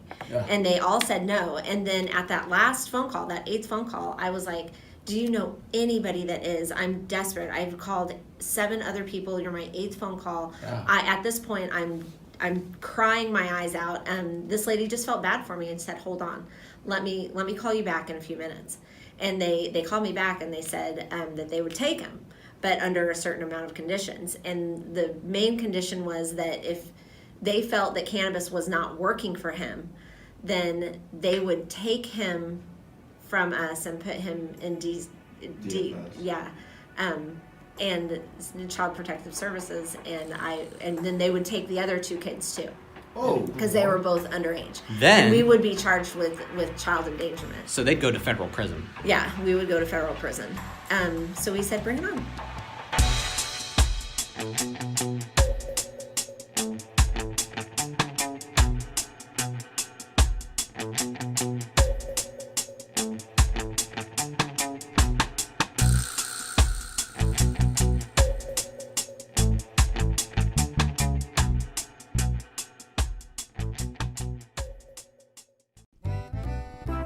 Hey guys, it's me, Kippy the Crazy Koala Bear, and I'm here to tell you about James Carlton Insurance. Kids, quiet down. It's the best. Kids, quiet down and listen to Kippy. Grown-ups need insurance, and Uncle James can help. Right on. Grown-ups need insurance. He's got the best reviews on Yelp. Grown-ups need insurance if they want to protect their house. Yes, sir. Grown-ups need insurance if they want to properly bury a spouse. That's a bit morbid. Grown-ups need insurance if they drive a truck. Okay. Grown-ups need insurance just so they don't get... Whoa, Kippy, you can't... Well, I was just going to say cannot. get in trouble. Okay, well, it sounded like you were going to say something else. James Carlton, State Farm Insurance. You can find them online at carltoninsurance.net, or you can call them at 314-961-4800.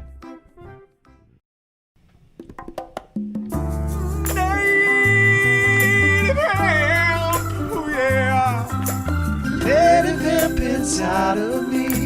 Native hemp inside of me. Native hemp inside of me.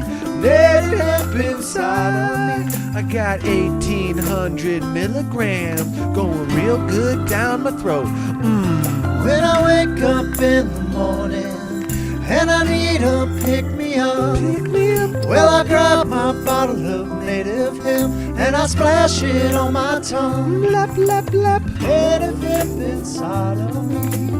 Native hemp inside of me. Native hemp inside of me. Native hemp inside of me.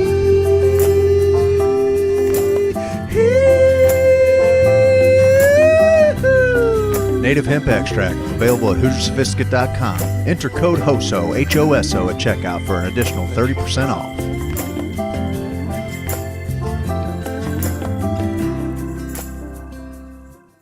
Hare Rama, Hare Rama, Rama Rama, Hare Hare. Welcome back, ladies and germs, non-binaries, sentient artificial intelligence, any alien life possibly tuning in, all of the fungi, flora, and fauna tuning in to the Hoosier Sophisticate Show. Hour 2, having a good time this morning here. My partner is putting in a anti-COVID suppository right now, but he keeps taking it out and then putting it back in again, which isn't... I was just talking about how you were trying to attach, or you were trying to attack COVID with suppository, but I was trying to explain that once you put the suppository in, you leave it in, you don't just keep... Willie's got COVID. Who? Probably. I mean, dude, listen, Steve collects fucking strays like I've never seen. I like real people. Like I've never seen before. Grown-ups need insurance just so they don't get... He does not say No. He was just going to say get in trouble. No. Jen? No. Steve, you want to celebrate something? Always. Pretty much every video platform streaming right now has more people watching than Facebook, which is fucking awesome. Yeah. It's awesome. I mean, Twitch is the big winner right now. Seems want- like everybody's on the Twitch train. That's where it's at. That honestly gets me excited. Like I would do it all. Yep. He's excited, everybody. He's I would prefer to do all of this on Twitch. I would prefer do all of this on Twitch, but I don't want to leave the group because honestly, the group is my favorite thing ever. But leaving a platform and being leaders and having some sort of weight on our shoulders to kind of say, hey, guys, this might be a different direction we need to go here because I'm fed up with hearing, oh, that's just the way it is. Doesn't feel good to be powerless. That's just the way it is. It's that Michael Jordan That's just thing. the way it is. Things will never be the same. Never be the same. One of my favorite moments, Matt Neal gets up and sings that song, Changes, in a predominantly African-American crowd. I wasn't there for this. No. Me, Romy, Telanius. Yes. You guys went to Telanius for a little after-show karaoke. I know Matt fairly well at this point. Not as well as I do now. He's one of the best humans I know. He makes me feel like a piece of shit how good of a human he is. He's He's so good. His excitement when he won the Roar Stick, one of my favorite things of all time. Seeing him when he won. He showed it to me on his fucking He was shaking. his Apple Watch. He was It shaking. tracks his heart rate throughout the day. He goes, yeah, boy, get in. It said something like a YouTuber would say, and I'm like, I love this guy. He actually went, Hit that subscribe button. hit that, smash that subscribe and like button, bro. Yeah. But we all sang songs. You know, I sang some Stevie Wonder just because I can. Which Stevie song did you sing? Superstitious, maybe? Okay. And I was like, well, what am I going to do here? What's the play here? Oh, I got the Instagram song for today. Now that you say it, I'm just going to go ahead and write that down so I don't forget it. And, follow our Instagram. Okay, sorry, go ahead. Whatever. It's kind of fun, though. Our Instagram is kind of popping. Our IG's kind of popping. But Matt Neal gets up there, and he's going to sing Tupac Changes about the fucking... struggle fucking Tupac went through as an African-American man in America. He saw no changes. And I'm like, buddy, this is a bold choice. Bold choice. He gets up there and slays it. And everyone's like, oh, with him. I'm like, this is a good time here in St. Louis City. Heard my story. I was singing. It's very similar. Same idea, just I'm a different decade, right? This is awesome, dude. Like, everybody getting down. Then we sang Bye, Bye, Bye. Then this one chick got up and sang. Oh, it was great. Kisner was there. Romy Rome. And I think one other person. That was 4. No, that's the 4 of us. Right. And then a bunch of Project 422 battle yeah, buddies. it's probably on my Facebook or a video. I hope Will Roman's doing okay. This chick sang he is, I think. No one needs to know right now, the Shania Twain song. Okay. And she slays it. Fuck. Like, it was Make so me look like an asshole. good. It was, dude, she brought the house down to where, you know, when someone kills it in karaoke and then it's kind of like a pilgrimage to that person. Oh, I know. Afterwards, like. I do know. I know, bud. I get it. You nailed it. I get it. No. I'm hopping on all the platforms. I wish you morning. would. You're wish wild. You would be a lot cooler. You if you wild would. thing. Who is it? Jessica Evans? The group is awesome. It feels good to be back. It does. Oh, look at that big old screen. Yeah, it makes it a little easier to. I wonder if it's the 22,000 lumens beaming into our eyes that's maybe giving me Well, this. we had a no. If anything, I was gonna do some butthole sunning with that thing. You into butthole sunning? You ever sun Who your isn't? butthole? I have some land out in Cedar Hill, and I've sunned every part of my body out there. Even friendo. the real intimate, because you could be naked and still leave some. Yeah, still no some- doubt. Yeah, so you got. Yeah, I got the underside. Grab your. I laid ankles on and my. kinda pull them back a little bit. I'm not doing that. Why? That's I'm not flexible. So Yes, you're not really. No, not at all. That's very interesting. tight, very taut. I'm and pretty tight. bendy. Dude, it amazes me. I've had some buddies who are a lot larger than me in stature, and they can kick door jams. Hurt themselves in the head. Dale. That happened at a funeral. Yeah. Yeah. I'm so angry I missed that. One of I'll never forget it ever in my life. And John was going, do it. Do it, kick yourself in the head, show him. And the guy's like, oh man, I can't do it anymore. I can't. Hold on, guys. And he'd get real close.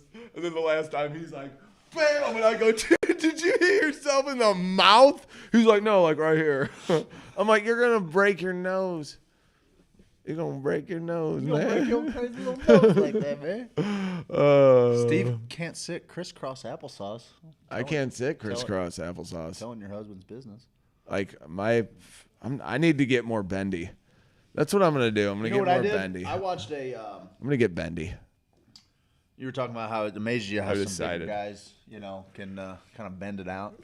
You know, the only thing I'm lacking flexibility in now is my bum wheel. That's about it. Like I feel Well, it like, bends this way. Yeah, This way. It's like a 180 bend to it. That song is creepy. What song is creepy? The song we're playing in the background.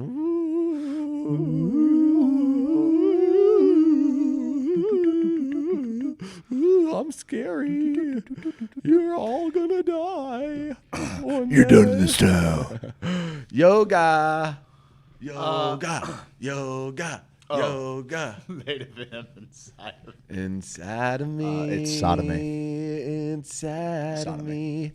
Oh, wait, that's not our song. That's a different song. I ripped off. I watched a documentary. I don't know. Hell, Hell. Hell, I don't know. I was a kid. Hell, I don't know. I was a kid. Oh, hell. Hell, I don't know. Oh, that's the guy who can't grow weed. Oh, tell him about it. Oh, that Jeffrey Coach Mages. That's the guy who fucking Seth with his stupid spooky backgrounds. Actually, that's pretty good. Whatever. That's a good one. Hey, guess what, Kush Coach? Smell that? Smells like your weed is terpeneless. All day, every day. Doesn't even smell. You put it in a bag, and people are like, "What's that?" What else? What else does Cabbage? it smell like? Farts. What else does it smell like? Garlic salad. What'd you say? I was trying to read your lips. Oh, I know. You don't have to prompt me to that. I'm prompting you, bud. We're talking about farts. Well, I didn't know. I'm leading this on. You're done in this town. I'm not going to spend a whole show on that guy. Came in right at the end. I bet you did. Listen, I bet you did. Coach, I bet you came let at me the just end. bring you up to speed, pal. We have sponsors. Our sponsors appreciate our ability to write a commercial that has some implications about sodomy. That's what we're into. And that's what our sponsors are into. And that's what they're paying for. Oh, this guy thinks he's going to beat me off in the grow thing? Not today, bud. Not today, not never. And, okay. All right. Okay. I'm going to murder this man. Have you seen the video of that guy who... Grab his dick and twist it. No. Oh, that was one of my favorites. favorites. That was in our own personal life when that happened. That's a video. Sponsored by Fox Farm and Lighting Companies. Well, let Fox Farm know if they sponsoring losers. If they want a Fox Farm and Lighting they want a Companies commercial that sponsor losers. We're talking about Sunhole. Sunholing. Sunholing. That's what it's called. Butthole sunning. Have you seen his own? Have you seen the video where that dude is sitting there and he's written children's books? I guess he's a rapper who's written children's books. No. And the newscaster is like, would you like to maybe read something from your book, or you got some written word or you're gonna say for us? And he's like, no, I'm gonna freestyle it. And she's like, oh, okay, well, here we go. He's going to give us a little freestyle. And it's, Jonathan Williams, away you go. Take it away. And he's sitting on the couch. Well, I once was it. Well, I once was, and you see his brain melting down. You see his brain melting away. Like, why? Probably why did I get so ripped before this? B, it's crazy with like the cameras and the live, and I'm live right now, and I'm getting ready to bust this freestyle. And C, what have I done? Can you find it? I can't find it. Apparently, a lot of rappers have written children's books. Oh, a lot. Put freestyle news flub. Children's book. I don't know if it was a children's. I think it was a children's book, but now that I'm gonna find it. Okay, we'll find it at the break or something. I'm gonna find it for you. But it's great because he just is it like Garth? And then she goes, fucking sitting there like scanners for sure. And then she goes, "Do you just want to read something from your book?" And he's like, "Yeah." He just immediately goes to the book. I can appreciate that and understand it. How many times have we tried to shoot a thing? It's like, should we script it? It's like, no, man, we're best when we're just riffing.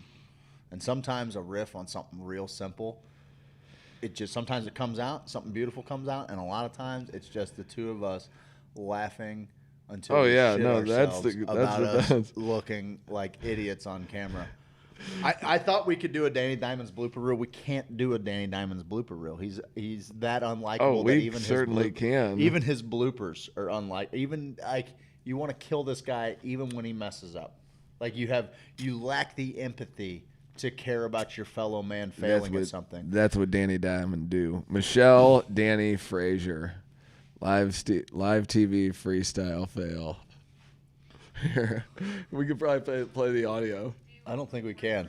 Yeah, we can, right? No, we can't. What? In the background. Yeah, just keep breaking it up. Okay. He's gonna freestyle.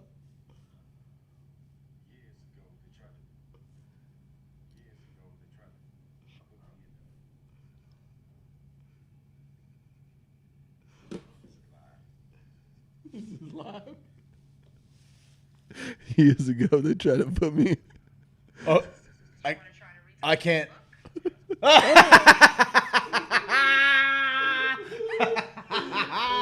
right, we're posting that in the page. That is live freestyle. You were talking about how much you like the Facebook group, and yeah, I love it. It really is. It really is. What's been going on there? I miss it. Are they all like, "Where's Steve?" Honestly, I'm picking up my phone a lot less these days. I lost my phone like 3 times. That hasn't happened in so long. Just because you didn't have a beat and I was on it? happy about it. Yeah, it was great. Steve, let me ask you something. If you had a pitcher going, he had a 2-hitter and 70. You gotta pitches. take him out. I mean, it's game 6 of the World Series. What do managers? Did he throw like 200 pitches the night before or something? What? 70 pitches is where he was at. I know. What did he throw like the day? He's twirling a gem. A gem, bud. I'm not sure what happened where this is Tony La Russa's fault. This is all Tony La Russa's fault. Let's just get it out there. It's all that fucking idiot's fault. That guy made fucking baseball more about the manager than anybody ever could or should have. And now you have guys that think they're doing Tommy right Lasorda by would like a playing the word with fucking you. numbers, playing the numbers, and pulling a guy out with a 2-hitter and 70 pitches. I would have, if I'm the pitcher, I know it's the World Series. We're on the world stage here. I'm gonna fucking berate that manager until he goes back into the dugout. Oh, that's what you got to do, Chris Carpenter style. You got to say, you got to be dugout. out of your fucking mind get walking back in out the- of that dugout. get back your in the- chunky ass back in the dugout. You That's what fucking needed to happen. asshole. That's what you do. I didn't see the footage of it. That's when Snell is. Snell can't. He can't even. I saw fathom- still frames of it. He can't fathom what the fuck this guy is doing. Like, he's feeling good. Well, Mookie Betts and who was it, Bellinger, I think were the next two, or maybe Seager, had a good run against him. They were 0 for 6 with 6 Ks. What are you doing? So we're not a sports show, but fuck, man. Like, look, there's That an shit election in a pisses me week. off. There's plenty of things for you to get fired up about, but this should be the thing that's really in your kitchen this morning. Managers should never take a guy out after 70 pitches and fucking 2 hits. Shouldn't happen. The Rays had no business being there. You want to try and read something from your book? That shit was, yeah, you're right. Bob Gibson would have done that, Brian. But you know what? I didn't want to say the obvious. Would have just given a look and frightened that manager Yeah, back he to the dugout. Wow, Brian Kessler. Wow, man. Oh, did Brian post that video of the newscast freestyle fail? Evans will be unbanned in 4 days. Really? What is this new trend, too, by the way, where I have to approve every goddamn person's post that has Oh, good. You got to do that. broken a fucking some stupid Facebook rule that now, remember how they were like, if something is posted that is questionable, we're going to send it to you. You get to decide whether or not you're going to delete it, but if it's fake news, we're going to throttle your group. Well, now the thing is like, this person's kind of suspended, but not really. So everything that they post, you need to make the decision whether or not Facebook would accept it. What's the fucking point? If you're like, what's the point? I didn't make rules for my group that limited any kind of speech. So why would I have to approve anything going through? If someone's banned, then you fucking approve it as it's going through. How do we fine tune Discord? Because I think that's I'll tell you what. probably I think the maybe play. I think we maybe put out some feelers to some people that are adminning. Great fucking. If anybody takes place, I'll tell you who was pretty good at it. He's actually pretty active in our Discord.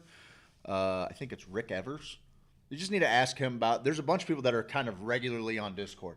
What makes a good Discord server? If anybody's adminning one, can you help us set up the perfect Discord experience? Because we can actually post the stream into Discord too, from what I understand now. So, because I think that's if we can move away from Facebook and congregate our group over there and just kind of have Facebook content, you know? Yeah. I mean, it can still be a blunt man to kill. It's so frustrating. It's outrageous. And I think that's the, lead the charge in that direction, just trying to get comfortable with it, because we've talked about it before. Mm-hmm. But I think you match the Discord with the Twitch. Like even Oliver, that was his first thing. I brought him up here to do a little recording, and he said, "Oh, I need to get a Discord server and my Twitch stream up." Didn't say anything about YouTube or anything like that. He's like, "Well, I'll upload them to YouTube maybe later or whatever." But he wanted to do Twitch and Discord. I was like, oh, that's kind of interesting. And I just don't like how if you miss a little while on Discord, you're kind of out of the loop. Yeah, and you're right? Like it's a rolling conversation. Yeah, and it's like, how far do I have to go back? Yeah, Jessica Evans is a quality Discord poster. I'm not saying that. I haven't been on there. I'm not saying that facetiously. Hello from YouTube. Basically, you remember Titty Tuesday? Oh yeah. She continued it. It's Titty Tuesday at the Discord, like because there's a cannabis tab, there's a sex tab, there's a psychedelics tab, and then there's kind of the general tab. I mean, the general tab's got a decent amount of it, but that sex tab, it's going over there, bud. I know how to do it. You got to find all like the little sub. Hello from YouTube. Well, thanks. Sub. You Brian, got to 'cause find all You're actually of the the only subs. person tuning in on YouTube right now. Everybody's on Twitch, Brian. Get with the times. You got to find the subs. We're always looking for the subs. But the sub, like, I think if we could do Oh, cannabis, like the sub- cannabis questions, cannabis fun, Yeah. cannabis butthole pictures. You know what I mean? Yeah. And then we'll just put every one of our What's up, threads Adam has McChesney? one. Oh, what is up, Adam boys? McChesney? Oh, hey. It's Adam McChesney with Ms. Marketing. We specialize in lead generation, filling your pipeline, and taking care of your payments. Give us a call today. Adam from Ms. Marketing took me from 10 leads to 300 leads in a month, and I became the strongest boy in the schoolyard.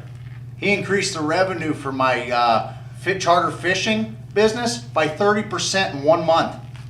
Ms. Marketing. What was that Facebook algorithm?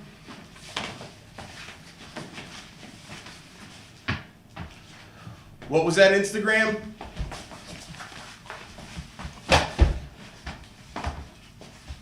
Ms. Marketing.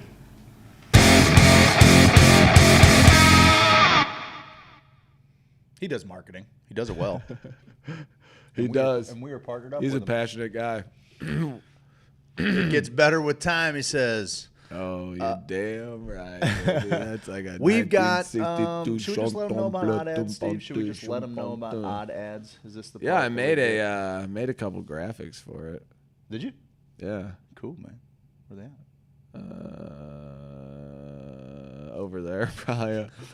Over there. Maybe talk about it. One of the things that we've always wanted to. You got a mouse over there? Okay. One of the things that we've always kind of wanted to do with mycelial media, because honestly, no matter how long this show goes or how often we are online, there's still only so much rolling space we're willing to give to advertising, right? Like, it's fun, but you know, this also translates to a podcast. Like, you don't want to just beat people over the head. One of the nice things about not having to listen to the radio or TV is that we have a little bit more flexibility online with advertising space. So one of the things we've always wanted to do with mycelial media was to just be. You got it pulled up, my man. One of the things we've always wanted to do. There should be a desktop. You know what? Yeah, I was gonna actually just add it. Oh, cool. Right on. I like how we try to talk each other through this shit. Like, you could be doing that better. Pretty much every time. Yeah. You put the feet behind us, dude. Every time, dude. It's one of my favorite things. One of the things we wanted to do is we can create more custom advertising in a world where the social media is now your billboard. We would rather create content for people to use within their socials, and so being able to post something fresh and new from your different social media. Is that just what you're going to do there? Right on. Yeah, cool. Yeah, do it. That's great. That's us. We do odd ads. And what we do is we create commercials and brandable content for you to be able to use across all of your social media platforms. Having somebody manage your social media is not enough. I'm going to figure this out. I got it all. Nope. Almost, but figured out the size. Hold on, here we go. There it is. Is that gonna do it? Yeah. Oh God. Your That's social us. media manager. I've seen it 100 times, bud. I've seen it a million probably. There's people. I'll know a couple of the same businesses who are using the same social media management company, and that social media manager is sharing all of the same. I know. All of the same things, and it's like, well, that's not really. I can't really see that working and driving too much content to all of these. And I got to think, with as sophisticated as Facebook's AI is, it ain't letting that shit through either. They all know that it's being shared from the same business manager account or social media manager account. Point is, businesses in this day and age of advertising, where you can actually target who you're trying to get to with social media, something that you can't necessarily, the TV and radio just used to be, hey, I'm going to throw a blanket on this area and we'll see who wants to get underneath it, Whereas this, it's like, I know that these people like the kind of blanket I'm throwing.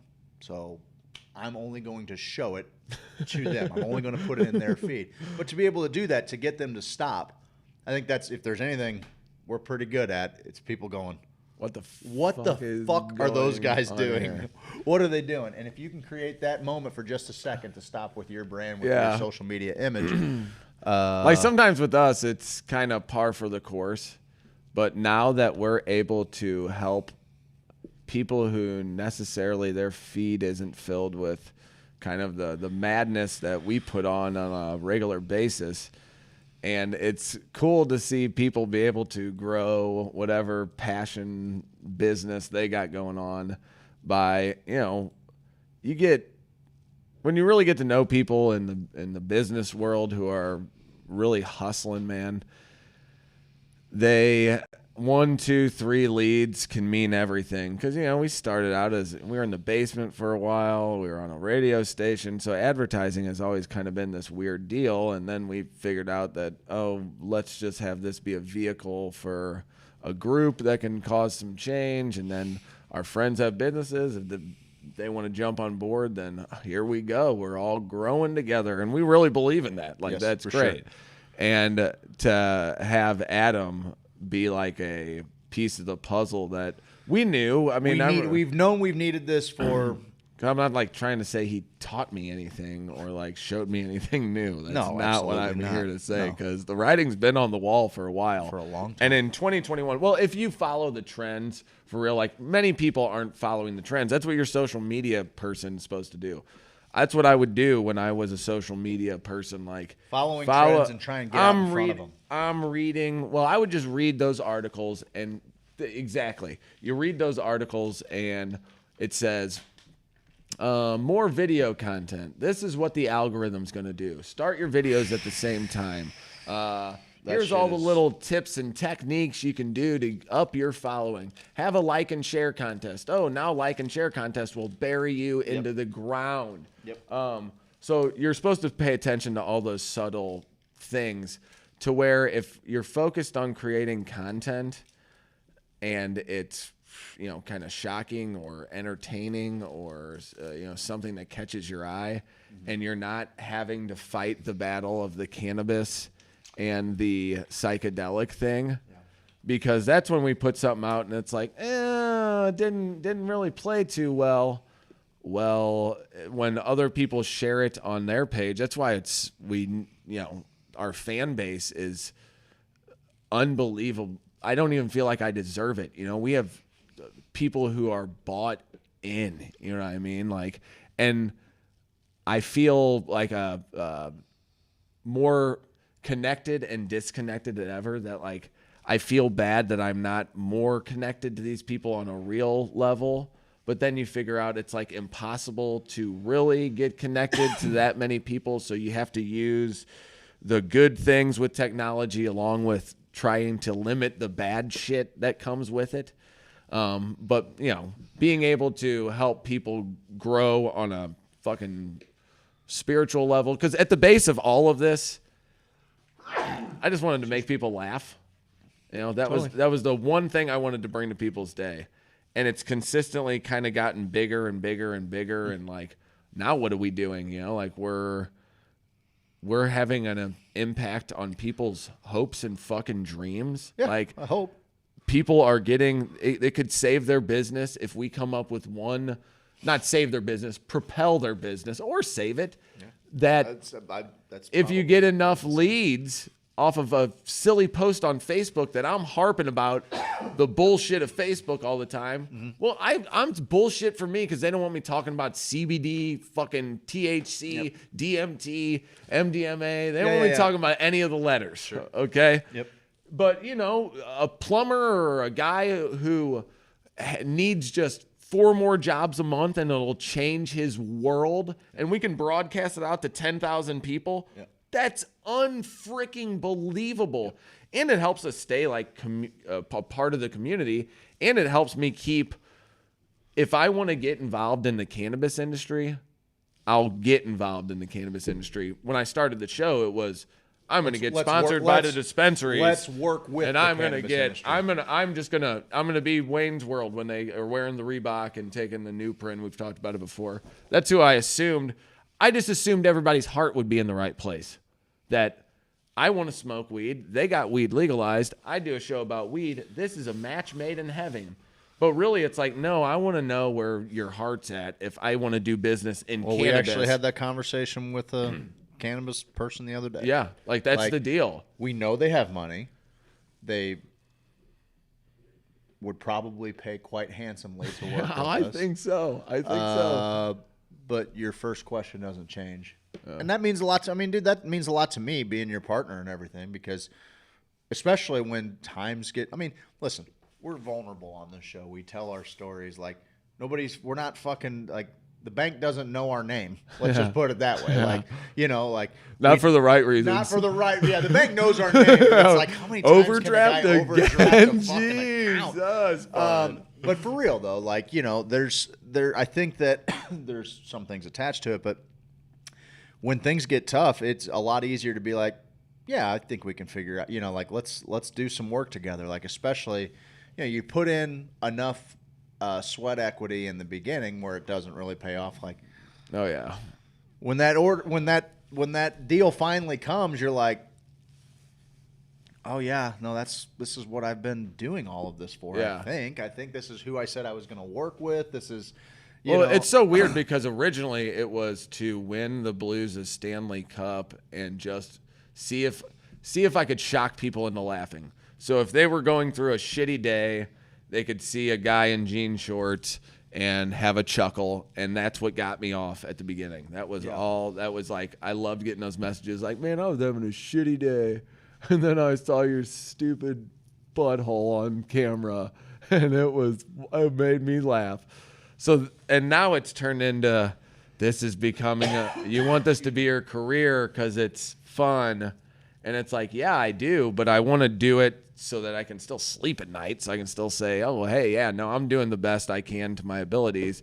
And I'm just lazy when it comes to my preconceived notions, like of how the industry was going to work. I was like, man, everybody's going to be in it to be a fucking, you know, get people medicine. It's like, oh, no, you naive little bastard. What are you thinking?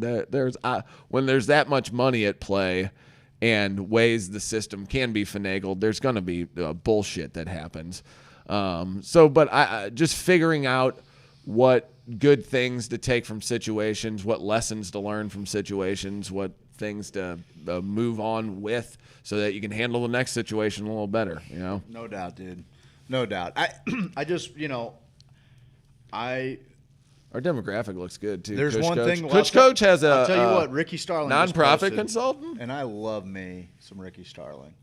Oh yeah, I feel pretty good about that dude at this point. Want to win something? He says. Who has a Twitch account? Drop it in the comments below. He's giving away anything. He's giving away a prize to anybody that adds Hoosier Sophisticate to Twitch, giving them a chance to win a little prize. Really? That's what he does, dude. There's some prize giving, dude. They are some prize giving. We don't give nothing. Come see me in Colorado. I'll give you all the free herb you want. What kind of herbs and spices? Yeah. Are you talking like a basil, sir? Yeah, some dill weed. Steve, remember yesterday? Oh man, I am hurt. We love you, man. A blunt man to kill. We love you. Hey, do you remember? I love yesterday. I love you, but I'm finding out there's levels of love. We gave a Bundren property group this day in history, and old Georgie's been in my kitchen, bud. Oh, he hasn't texted me in a day or two. He's in my kitchen. Well, you know, he probably should, because yesterday I was reading that Cardinal News and History, and you know what yesterday was? Oh, Dave Freeze Day. Not even on this fucking site, the history of the Cardinals. That's not on the site, bud. It was not on the site yesterday because it was the, you know, whatever anniversary of the day, 2004, we beat the Tigers, and it was also the anniversary of the day we lost to the Reds. So they had 2013 in there. They're not going to talk about Game 6, 2011, but on this day in history, brought to you by the Bundren Property Group, After being down 10.5 games on August 25th for the Central Division lead, the Cardinals beat the Rangers at Busch Stadium 6-2 in Game 7 of the Fall Classic to win their 11th World Championship in franchise history. Game 6, the Redbirds had been down to their last strike in both the 9th and 10th inning, but rallied to tie the score and eventually win the game on David Freese's leadoff, walk-off home run to center field in the 11th. Do you remember where you were at? Yeah, my buddy left the game. Oh, what an idiot! I don't leave games because of shit like that, man. Straight up. I'll never let him live it down. He's like, I was on my way back. I go, you fucking idiot. So dumb. Yeah, but yeah, I remember where I was at. Dude, that was 9 years ago. I had just gotten back from Vegas hurting. I was hurting bad. I was laying on my little leather recliner, leg over the side, dog cussing David Freese. Oh, for dropping that ball. Make a play, bud. Be a hero. It's the World Series. What are you doing? Having a hard time with it. St. Louis kid. Mott comes in and did exactly what I expected Mott to do, which was throw a fastball that doesn't move in any direction. Just a straight laser beam to a guy that hit the most home runs in the home run derby in history. Who's a coked out monster. Who is let's be honest, he is gacked out of his gourd he bench presses him and the coach. 700 pounds. Him and Ron the Washington is the fucking best. I love me some Ron Washington. Yeah. Give me I like Josh Hamilton too. Listen, I do too. I like them both. When he hit that fucking home run off of Mott. Was that in the 10th? You may as well have just... That was in the 11th, wasn't it? Or was that in the 10th? That was in the 10th. Yeah, okay. Because they took the lead. 9th. I'll pull it up. Because I forget the series of events that led up to it because it was David Freese tied it up in the 9th. He hit it in the 10th. Then they were up to bat in the 10th. That was extra inning. We thought we were going to win because Freese had us on our fucking feet, and then Hamilton fucking bombed one. And then fucking we were down again. Freese hit the triple, right? Yes. All right, let's see when that was. Let's see here, Game 6. That was in the 9th.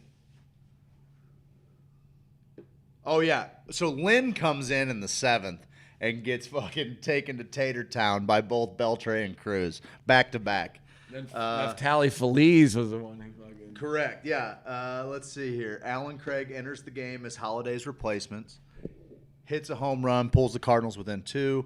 Rangers closer Feliz enters in the bottom of the 9th, and he was gnarly. He was gnarly that year. Entered the bottom of the 9th to deliver the Rangers' first ever World Series championship. After putting the tying run on first,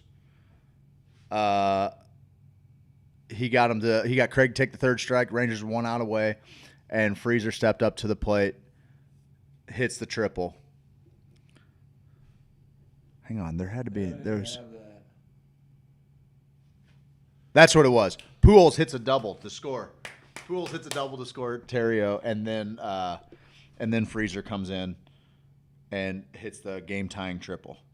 Yes. So it looks like it's the 10th then. Yep, 10th inning. It was the 10th. Because that was a backbreaker. It was his second inning. Yeah. Mott's going out for his second inning, and I remember sitting there and Hamilton crushed it. In my recliner, I'm like, you... That ball still hasn't landed, dude. To be fucking kidding me. You're going to run Mott back. I know what's going to happen. I know what is going to happen. Hamilton is in a stride of hitting fastballs, and Mott can't throw anything else. He fucking, goddamn, he threw a pitch. Yeah, you're right, Hamilton. That ball hasn't landed. Yeah, no, that ball has not fucking landed. And then the hometown hero, baby. And then, then you had... Darren, no. Then Darren Oliver comes in to pitch. Descalzo and John Jay hit back-to-back singles. Yep. Loescher is going to bunt. Loescher sacrifice, put the tying run scoring position. Scott Feldman comes in to pitch. Terrio grounds out, scores Descalzo. We're down to 1. They intentionally walk Pujols. All for fucking Fat Elvis, baby. Lance Berkman comes in. Oh, yeah. Lance Berkman comes in. Works the count a little bit, 1 strike away, hits the next pitch in single, scoring John Jay. Now the game's tied. Yeah. We send the Rangers down in order. Freezer comes up, walks us off. Oh, that's how that went? Yeah. Yeah, his walk-off was a leadoff. Berkman tied the game after. What did it end in, the 11th or the 12th? 11th. Okay. Yep. Okay, yeah. It was the range of emotions that I experienced. Yeah, because we were tied. Were we tied when Freeze hit his home run? Yeah. Yeah, that was Berkman. Berkman, fucking Fat Elvis, Berkman. baby. Came big Puma. God, he was big fucking Puma, awesome. baby. He was so I hated good. that cocksucker when I was a kid. He was so good. God, he had the damn, he's so smoothest swing, dude. Smoothest swing. I had just come back from Vegas. I'm fucking hurting.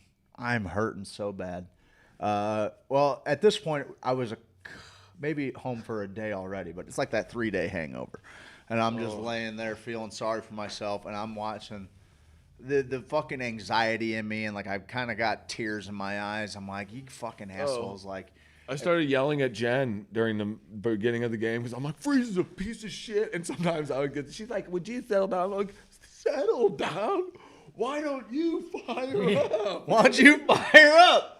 Is this our team or what? So she's like, why don't you watch it at the Neighbors? And I'm like, that's probably a great idea. He's not going to want me there after about 3 innings either, though. So then where shall I go? So I look at my kid's mom at the time, and I'm like, well, hands are tied. We got to go to St. Louis. Game 7's tomorrow. I'm taking off. We're going to St. Louis, so we're going to figure this out. And me and a buddy, we end up riding up there. We go to Kilroy's. Okay. And it's packed to the gills. There's people. It's pretty fucking cold, too. It was like, oh, yeah. kind of like it's been right now. It's like it's in the 40s, like wet, dreary. And it was just like, it was unbelievable the whole time, right? Nobody's phone works. There's so many people downtown St. Louis, and it's just weird. I know. And as soon as it, the game's over, I mean, it's fucking Bud Light. Game 7. Bud Light, Bath, and Kilroy's. Everybody's throwing drinks. It's a fucking blast. We're having a good time. We immediately walk out of Kilroy's, shoot over directly. They open the gates. They open the gates to the stadium, so like we get to walk right in. Oh, time. yeah. You know what I mean? We were at the gates behind home plate. The fucking stadium, go in there. People were climbing the gates to get in, Yeah. and then they opened them, and people at the top were like, what the fuck? Yeah, I'm stuck now, man. Yeah, and then they just had to climb down when it was finally done moving. They're like, we're getting in. And they're like, we're letting you in, you clowns. The whole trophy ceremony. Do you remember what song was playing? I don't. When the confetti came. Was it fucking Black Eyed Peas? You're very close. Yeah, I feel very like it was close. It was a song I was like, this is the worst song ever. And then after it's going down, I'm yelling timber. They were talking about we were talking about it, but when the confetti came down, I didn't like the song very much at all. But after this moment, I was like, yeah, it was. All I do is win, no matter what. Yes, I do remember that. It's been right before you even said it. I was like, that is my jam now. That's my favorite song. And it was. It was. Because I won't. That is fucking hilarious because confetti raining down. A couple of the, I remember specifically at the Roost in Springfield. It's kind of a, whatever. It's a little bigger bar, decent food. They always had like ball game specials. Yeah. Redbird Roost is what it was, Redbird Roost. And Free shot. Every time the Cardinals won like a playoff game, I remember every time the Cardinals sacrificed a runner to third. All I hitting. do is win. Oh, they would play that? Every time they won. Yes. And I'll never forget, we played the Giants in 12, right? Or 14. When fucking when we Waka blew the NLCS. When Matheny fucking... Yeah, when Waka gave up that home run, the walk-off grand slam to Fukushima. I think it was that guy's 12. name. Maybe. No, I think it was maybe 13. It was every other year with us and them. Yeah. It was every other year. When did Cosma beat the Nationals? I think it was 12. Anyway, I'll never forget the owner of that bar because that song echoes in my brain now because of like the card. I can't believe I couldn't think of it going in there. Yeah. But I heard it in every bar after that for 2 years. Every time the Cardinals And I was like, Pete fucking Cosma, of all people, ends up getting a hit to beat the Nationals or to tie the Nationals. That was wild.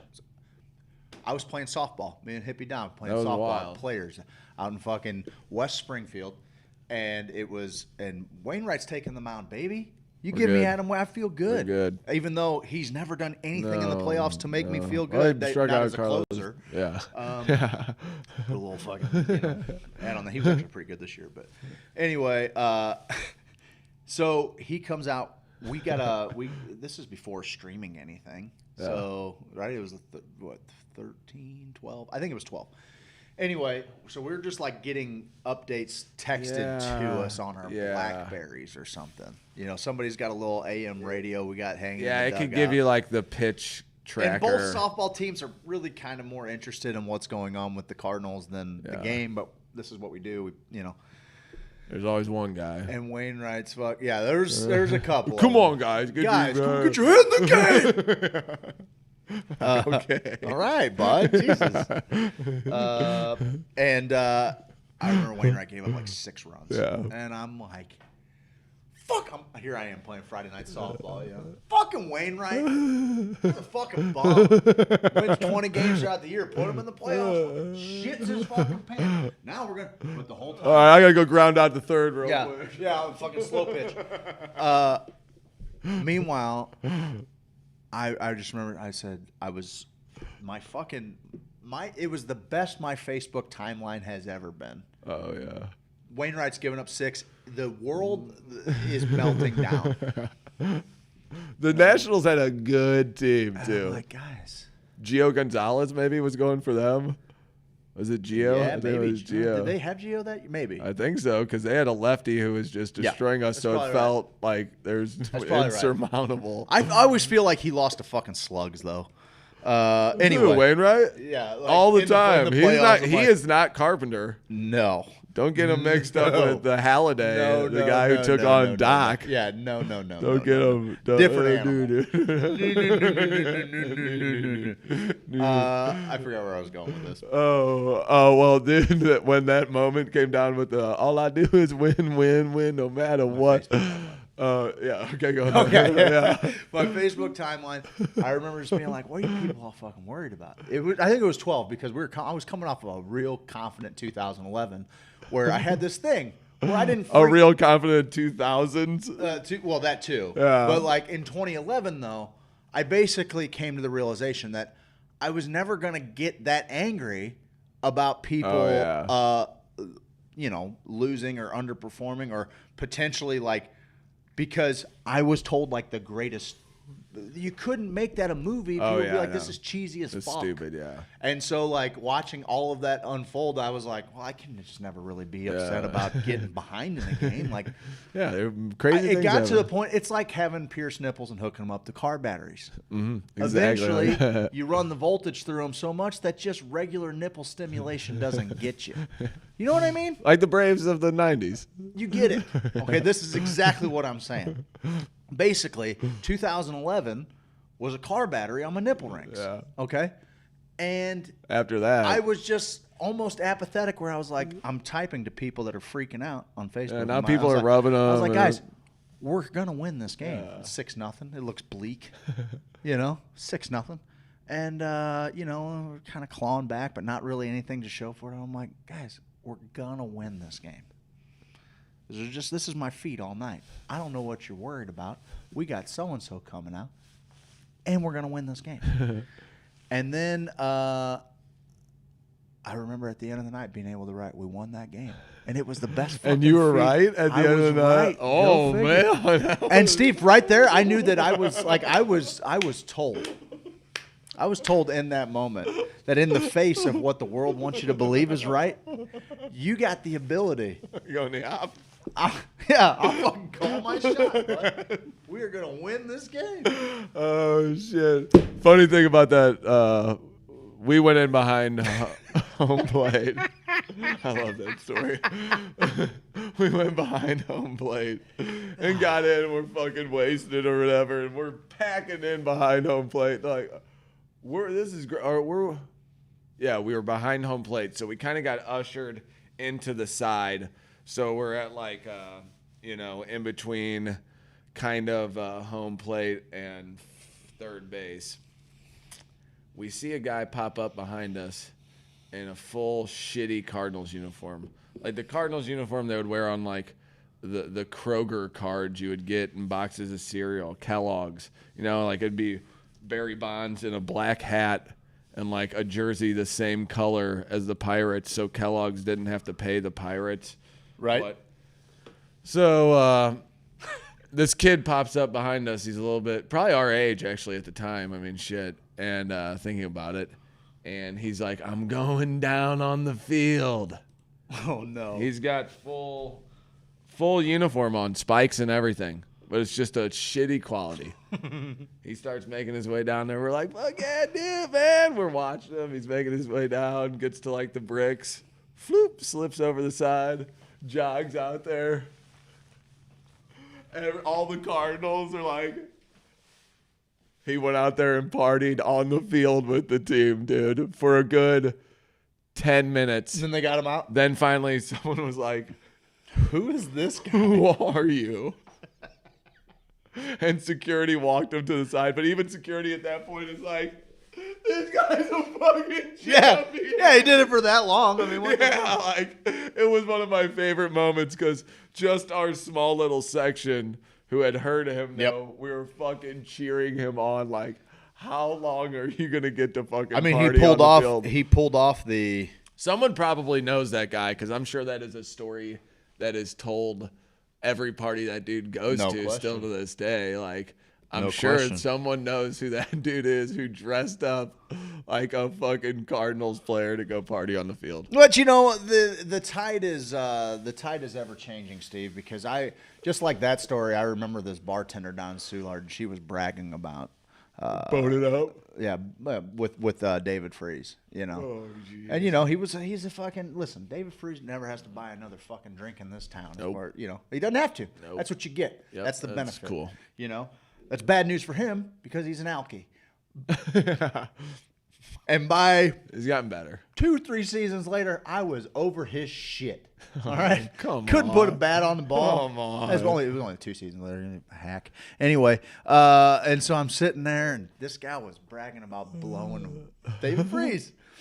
And there was this dude at the end of the bar, and I just wanted to just let you know how the tides changed because David, like I said, looking back, look, if I ever saw David Freese, I don't have $1 to my name.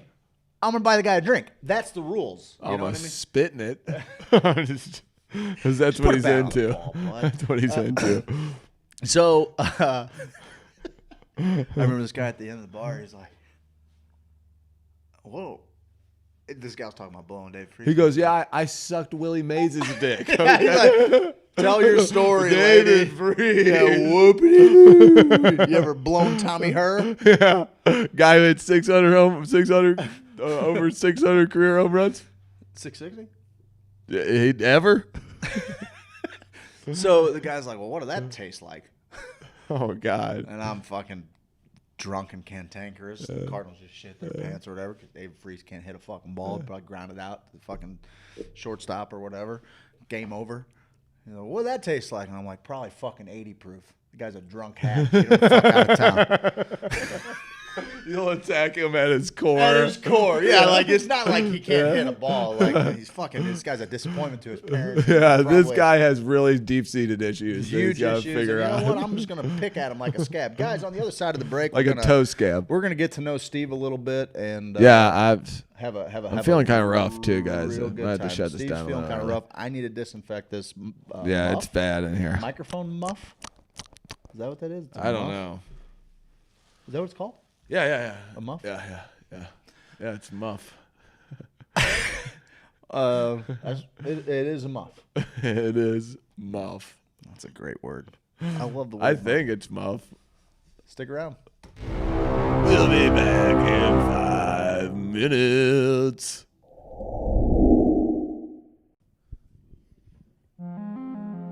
James Carlton Insurance 314-961-4800. Handsome, amazing, astonishing, astounding, fabulous, Incredible. fantastical, Phenomenal. prodigious, Stupendous. unbelievable, Wondrous. divine. Fantastical. No, seriously, he's fantastical. You got a house. Go on and get it insured. You got a car. You gotta get it insured. You got a life. Go on and get it insured. CarltonInsurance.net. Fantastical. Stupendous. Fantastic. Hey, boys and girls, I'm talking about native hemp extract. That CBD. That CBD. Get inside of me. Inside of me. That CBD. That CBD. Sweet delicious CBD. That CBD. That CBD. Got the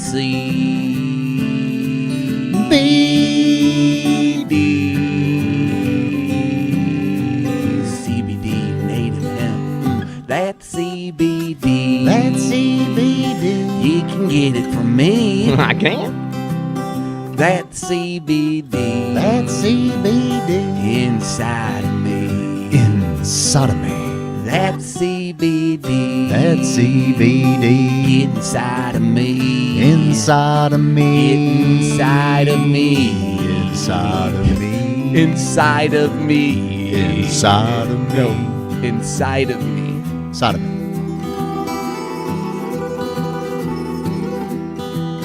Inside of me.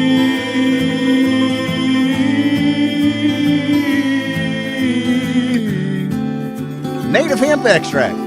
1,800 milligrams of total cannabinoid goodness from Pike County, Illinois. Get yours at HoosierSophisticate.com.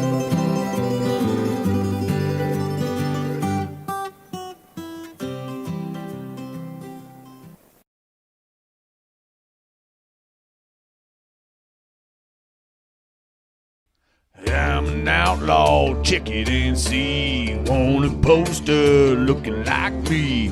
Checking the swamp man for a pretty girl.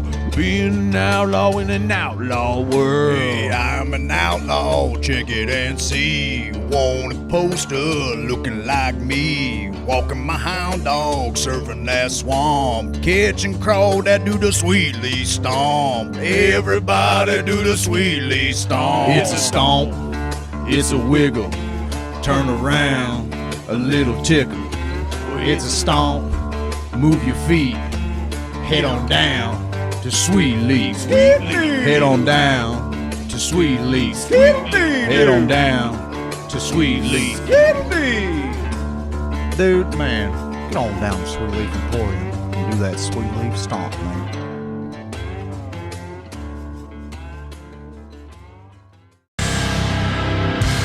James Carlton. James Carlton. James Carlton.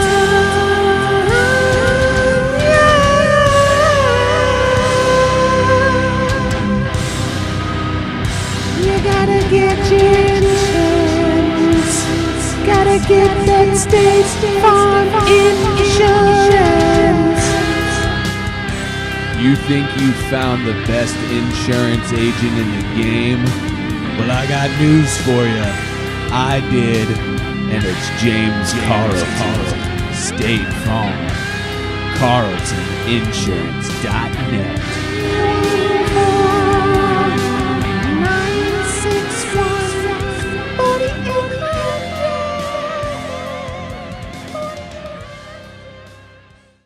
Hare Rama, Hare Rama, Rama Rama, Hare Hare.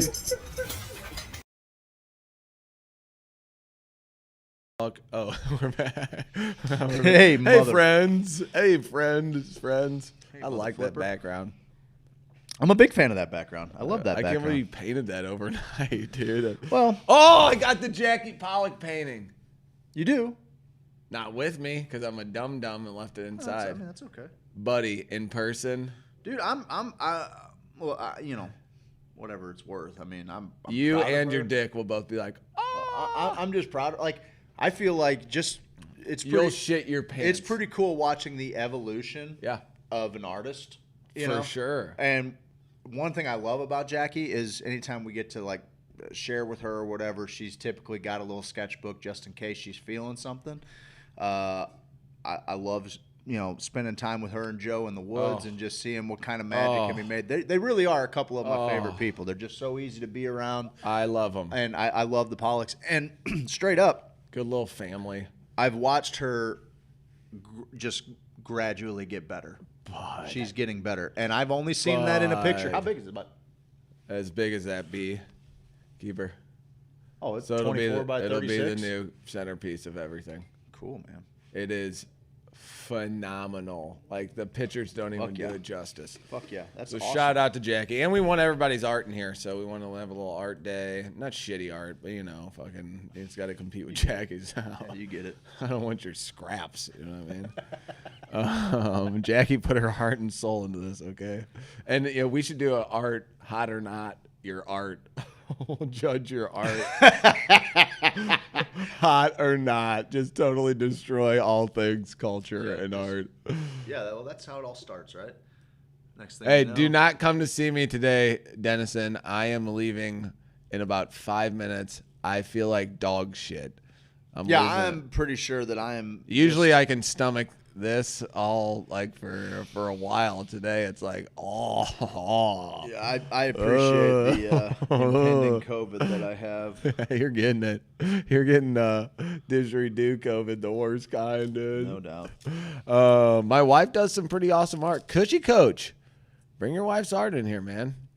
That way I can burn it right in front of you and on camera. Why? Why would you do that, Steve? Because you're done in this town, bud. I don't have it in me to really give it a full go, but I hope you know I'm kidding, kind of. I do love the Coach, man. He's got something pretty cool going on, helping people grow. I think he's great.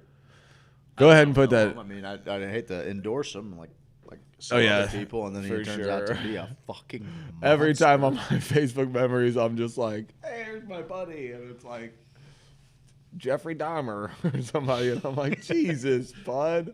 Why do you have to have a picture with him? God. It's all love. I love that guy. Sweet. I appreciate it. Ms. Marketing, we got big things coming up. You're going to have to make that portfolio. I can make it by tomorrow. I'm gonna make a little clip episode. I tried to do it for my laptop. Tried to make a graphic for my laptop. No dice, huh? I've reset the whole thing. Thing's like 5 years old. Should it be moving that slow? Is there something else wrong with it? Like after a click, should it be 4 seconds? Well, no. 8 seconds in between fucking click. Is that how it is now? I think that's how it goes, but it's my McAfee thing. It won't let me uninstall it, and when I go to McAfee. When I go into John McAfee, ran for president. I would have voted for him. He did. He ran as a libertarian. I saw him. Last go. I saw him. Austin Peterson. He was great, dude. He killed a guy. Dude, he's so high on Bitcoin. Was it 2 years ago, maybe 3 years ago? He said he would eat his own dick if Bitcoin didn't reach $1 million. That's my guy. $1 million of Bitcoin. He said, I'll eat my own dick. And I'm like, this is exactly the guy Steve would vote for. Yeah, 1 million. He wasn't. He was pretty good on the issues. He got fucked in Bora Bora or wherever he was. A lot of people get fucked in Bora Bora, man. They did. He was supposed to be giving the government money, and they staged a murder at his house. Yeah. Yeah, that's actually a true story, but may that person rest in peace. Yeah. Sorry. For real. So we got things going on with Ms. Marketing. Yeah, we just make commercials and content for your business that you can actually share and people will actually care to watch. That's basically what we do. That way we can be better for you. Oh. We can be better for you. See what that thumbs up is powerful. Do you do real little thumbs? Oh, that was the Clinton, right? Right. Like I said, right. Right. I do like little thumbs. Little thumbs is nice. But if you The next really, president if you should really have- got the balls, you do. I got your noses. I got your noses. Every little thing is gonna be all right. Is that what they? Is that like a thing? No, I have no idea. Like Irie. It's like I thought this dude in high school, his band was so cool. I'm like, their name's Irie. It's so cool. And I was like, let me get on MySpace and see how many bands are named Irie. And how many are white kids from the suburbs. Oh, that's prevalent. Irie Man. They had some good tunes. This guy was cool. He was like a cool guy. He worked at Shop and Save with me. Yeah? Just a Which cool which guy. one? Fenton. Fenton. Yeah, we would In the Bluffs? Yeah, we ransacked that place of liquor. Not Really? me, my friends. Yeah, you could like sneak it out the back. Of course not underneath, you, Steve. Underneath the trailer, semi truck backs up into the thing, and then you put your alcohol out there. But then other people would also be stealing like handles, so you'd go to put your handle down there and knock somebody else's off and be like, ooh.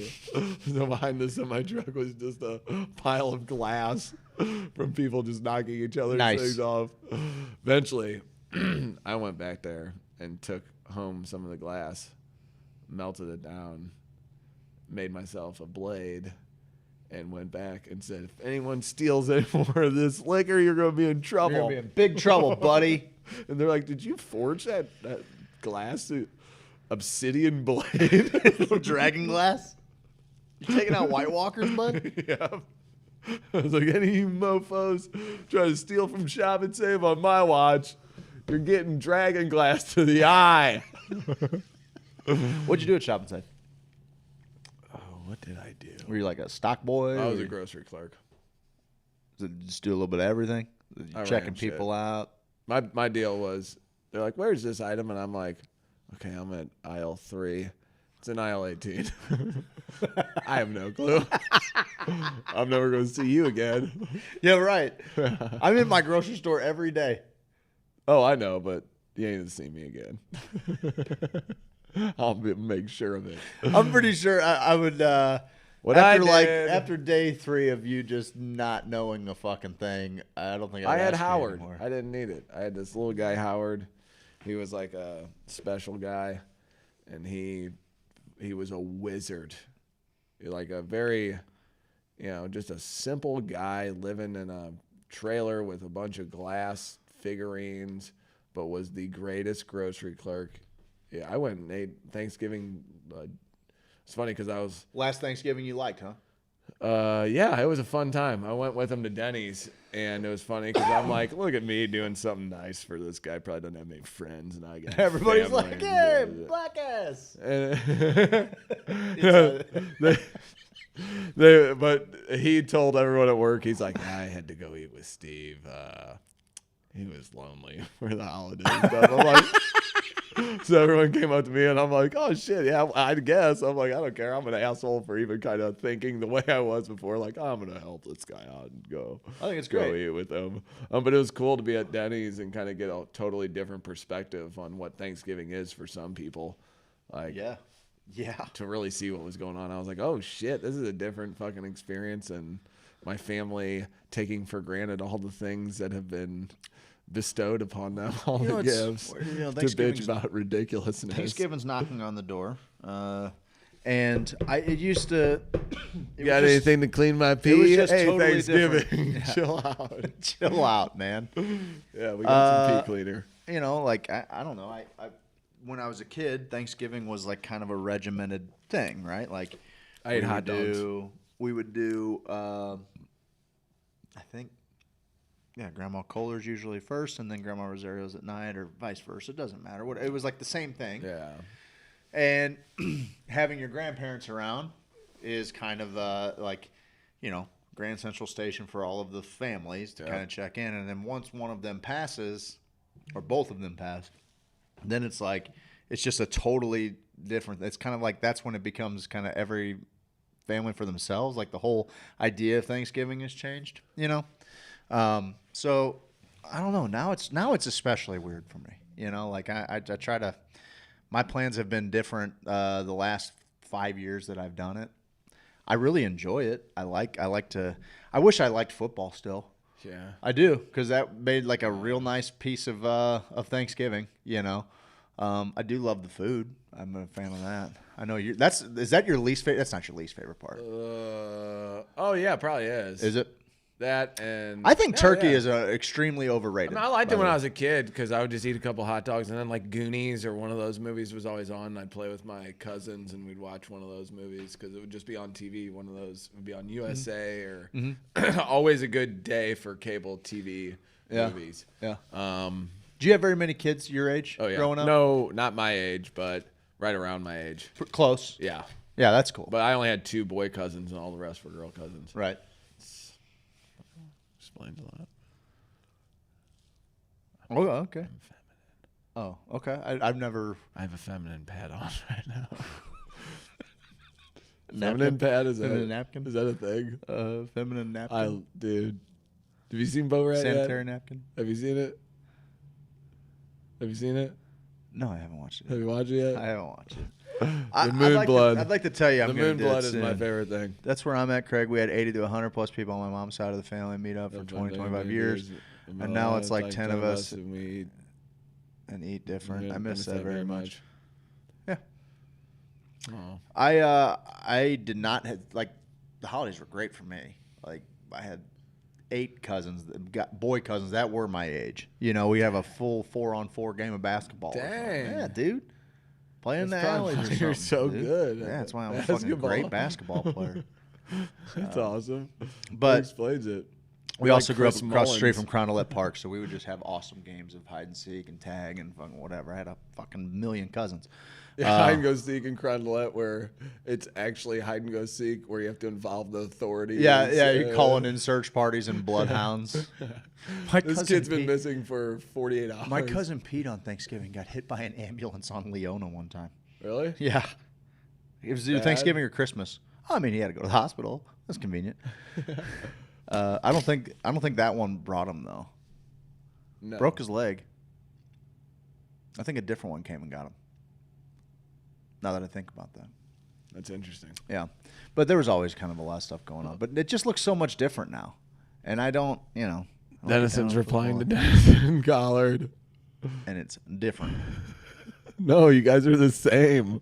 It's getting weird. Steve-O, what do you think we let these people get to know you? Cool. We show them Ms. Marketing. And we call it a day, and you go get your little. I'm gonna sleep. Get your little booty in bed, buddy. I'm thinking I want to come back out here later. Oh boy. I wonder if I can sleep this off. Can you do it on a mat? Fuck no. Can you do it on a cuck bench? If I had a cot, I could. No, That's not a bad play. A cuck get bench. a little fold out cot. That's not a bad play. Or even a hammock that we could fucking hang from. Well, I definitely want hammocks. We have fucking. Yeah, we got them. Maybe get a little better about the hooks. You need massive amounts of cannabis. For real? Do you feel that way? Maybe have to eat it. Smoking seems rough right now. Well, this seems really safe for me. Yeah, I got no taste. Great. 104 fever. 104 fever. COVID's a hoax. I got swine flu or something. I was hanging around with a bunch of filthy pigs last night. So you were? Yeah. What were they doing? I was farming. Oh, you were farming. Not the filthy pigs I was hoping to hear about. We were farming data. Oh. What were you wearing? Overalls. I can't get through sickness without eating, smoking, or butt chugging it. I think. Eat it, dude. What do you think about boof and cannabis? What do you think about boof and canny, boy? Dude, it's canny. Yeah, no, I'm good. I'll boof it. I'll boof it. The floor is uneven. Somebody who laid this floor is completely taking it. Guys, get to know me. We are going to show get to me, know homie. Steve. I'm going to pull it up here. Jesus, criminy. Is this thing okay? No, it's not. Did I lean on it? I don't think I did.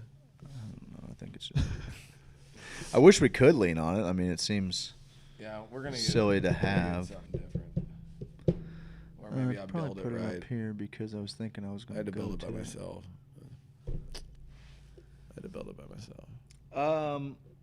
Guys, we work with Ms. Marketing. We make fun little commercials and social media content for your small business. You should reach out to us to see if that's something that could maybe help put you forward. It doesn't really, honest to God, it's Adam that makes this little thing work. We make them laugh.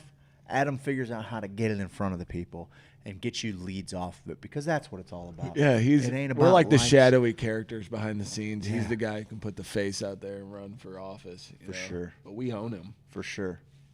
I like where you're at. Oh, hey. It's Adam McChesney with Ms. Marketing.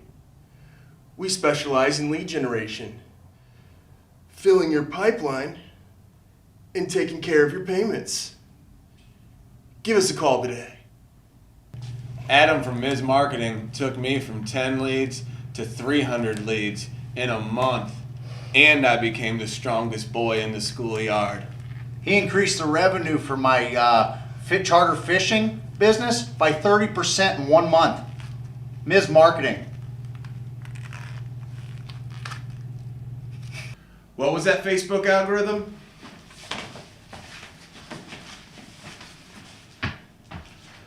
What was that Instagram?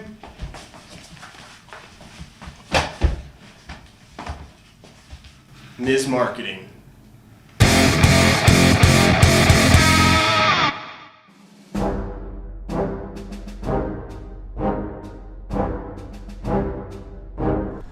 Hey, Steve-O.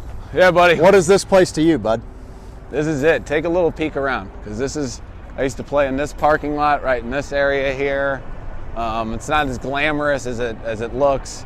Wasn't as glamorous. Right, if you come down this way a little bit too, you can see the edge of this blacktop. And we were talking about our old buddy Chad, Wayne Wanker, some of those guys. If we weren't playing at Carondelet, we would sometimes come down here until they put in the little parking blockades in there. But that was fresh black top back in the day, baby. Doesn't get much more. That's where you want to play some hockey. That's where you want to play some street hockey. No doubt. When you're which was really the game of the South Side. I think so. You know, like we played fuzzball. We wanted to be Blues. But all of us, even me, not a big hockey guy, I loved playing hockey, man. It was my favorite game to play. We played in the streets.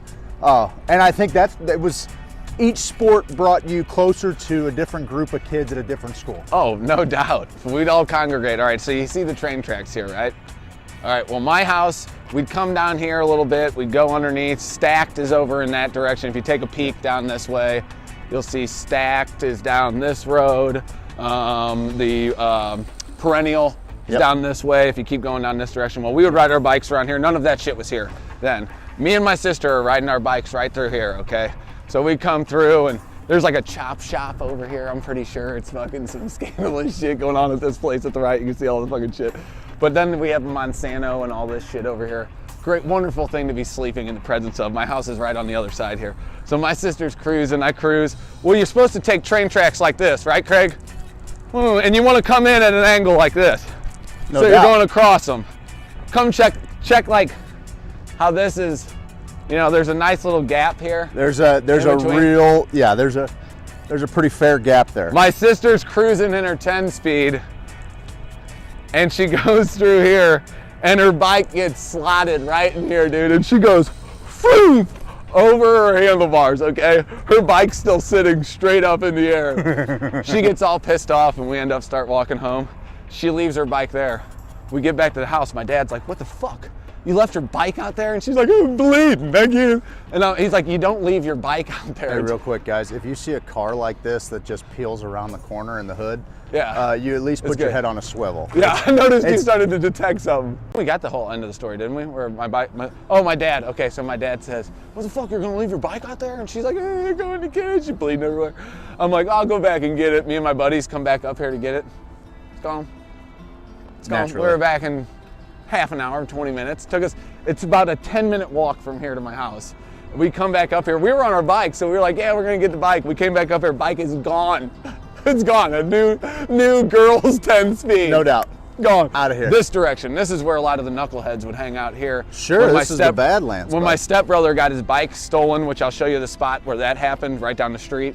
When we saw this dude 5 times in a day, well, the spot where we saw him the last day, he was walking across here and we were like, hey, motherfucker! And he started sprinting across the bridge. We didn't know what we were gonna do. We couldn't do anything about it. And he started sprinting across the bridge and we're like, yeah! You know, like really, we're like, yeah, get out of here, man. This is our You town. little hooligan. This is our town. All right, love we'll set it, up man. the other shit. Let's get this stuff in the background here. You know, you can get me walking through it. That way it's just more natural. Okay. Hey guys, welcome. This is Where we at here, buddy? You just show me a little park. This is my neighborhood. This is Alaska and Shermer, Tennessee is my street right down here. I'll take it. The old 7708 Tennessee, place where I grew up. Neighborhood looks about the same, to be honest with you. It looks. That's awesome. This is the street too, where my stepbrother, we were playing football in this street right here, and we would play one-on-one. We'd get each other one-on-one. We just had to juke each other out. I juked him out by that pole up there. If you maybe you can zoom in on it, that no parking sign or whatever that sign is up there. Okay. You see it? The one on the left here. Oh, I'm with you. Okay. That one, yeah, right there. Yeah, gotcha.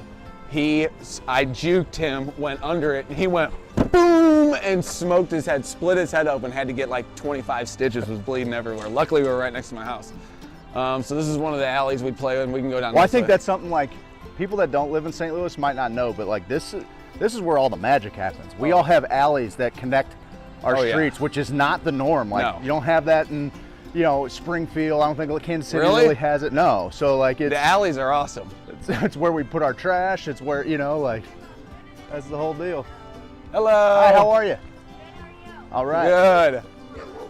Hi, pup. Ooh, good looking pitties. Yeah, we don't want to get too much footage, but this is my old neighborhood. This is my house right here, the one with the trampoline. This is your house right here with the trampoline? This is my tramp. This is where I would have my hockey games on that back patio there. Oh, sure. I would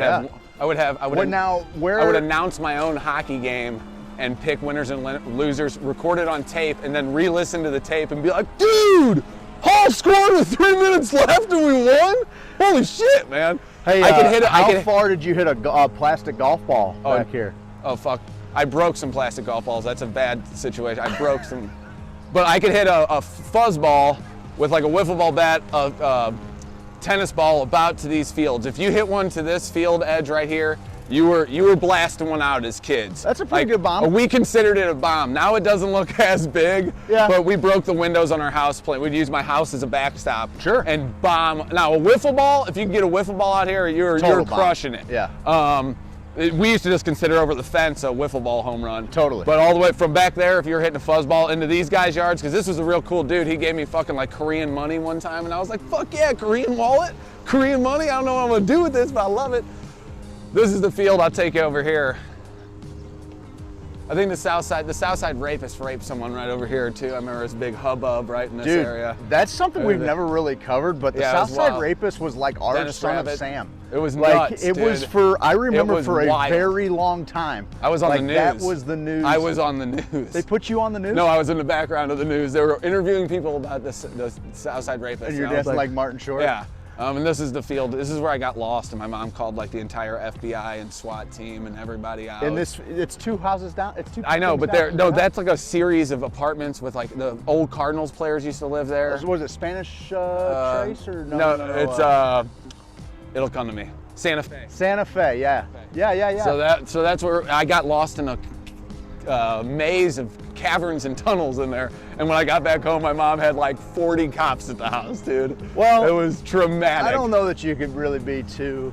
My neighbor who actually lived there, Joe Jones, he's the one who found us. So shout out to Joe Jones. Shout out, Joey. Thanks.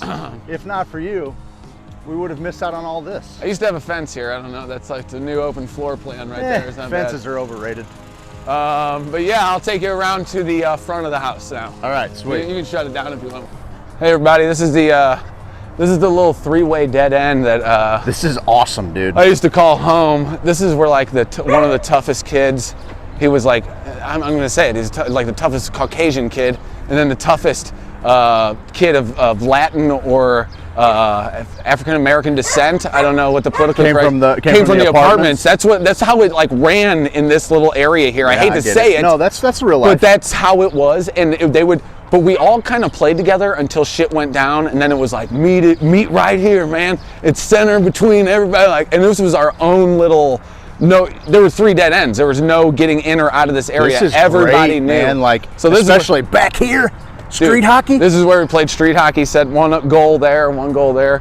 People didn't like us really playing here. Here's where Kessler's grandparents lived, right here. Oh, really? Yeah.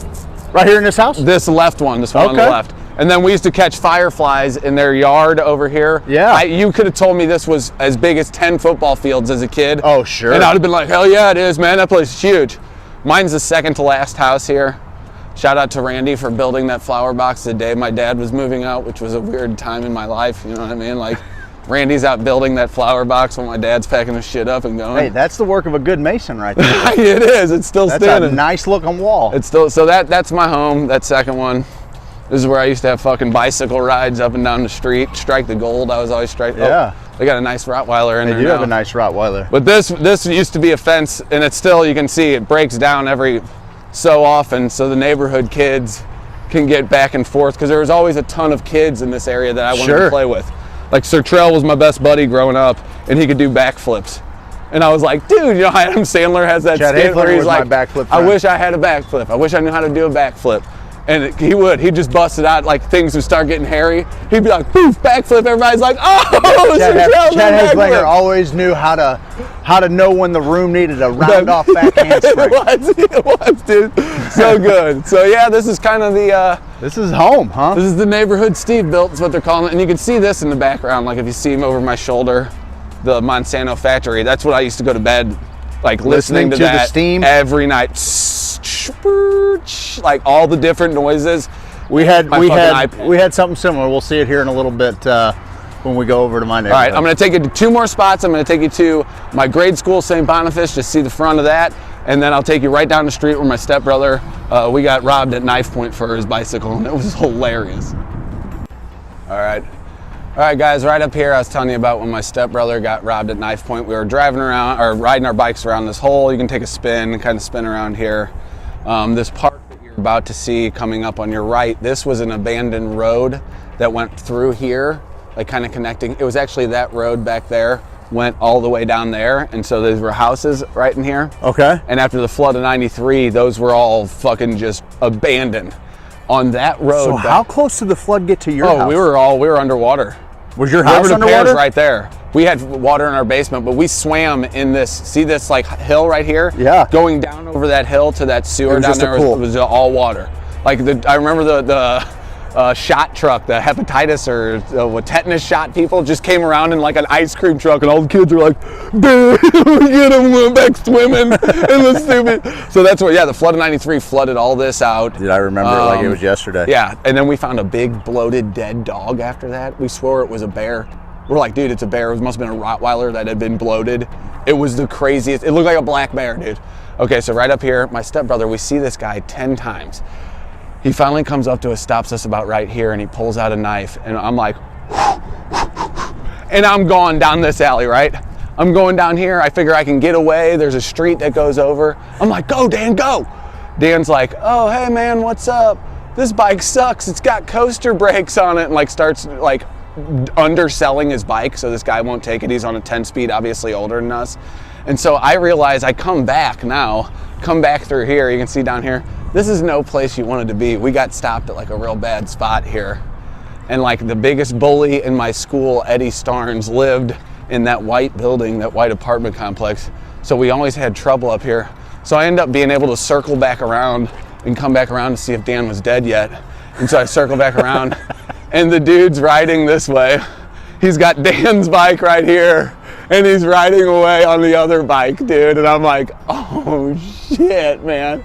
So we scurry home. There were firemen located down there, and we went to the firemen, and we're like, dude, our bike just got stolen. And he's like, okay. Like, what do we do about it? I fight fires, kid. You should probably stop that guy from doing it. You know what I mean? And we're like, oh, he had a knife for fucking whatever. So we went home like a couple chumps. But then in that first spot I showed you, that's when we saw him one day. We're like, hey, motherfucker. And he's like, oh, shit. And started running. We were like, yeah. Did you get the bike back? No. Dan had a dyno VFR. And I told him, I go, when you come here, you take all the stickers off your bike. He's like, I'm not taking my stickers off my bike. I go, take all the stickers off. Otherwise, you're just going to be walking Target around here. So he's like, no, I ain't taking it off. That guy circled us like a shark for a whole day. We were riding around. We saw him 6 times finally. Remember, he looked like Gavin Rosdale from Bush. Oh. I was like, this guy's a good-looking dude. What's he doing? Fucking life of crime. He's probably got it made. You know, you think of those guys, you're like, what a South City outlaw, dude. And then we fucking saw him, he's needled out and shit, and I fucking probably karate kicked that fucking dude right in his face.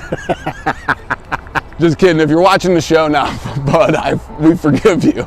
Just bring the fucking bike back. Yeah, bring that VFR back, asshole. All right, we're going to shoot right up the street here, head to St. Boniface, and then you'll know a little bit more about Hoosier Steve. Where I did all the major little Catholic things that I had to do, you know, second communion, or first Holy Communion in 2nd grade, reconciliation.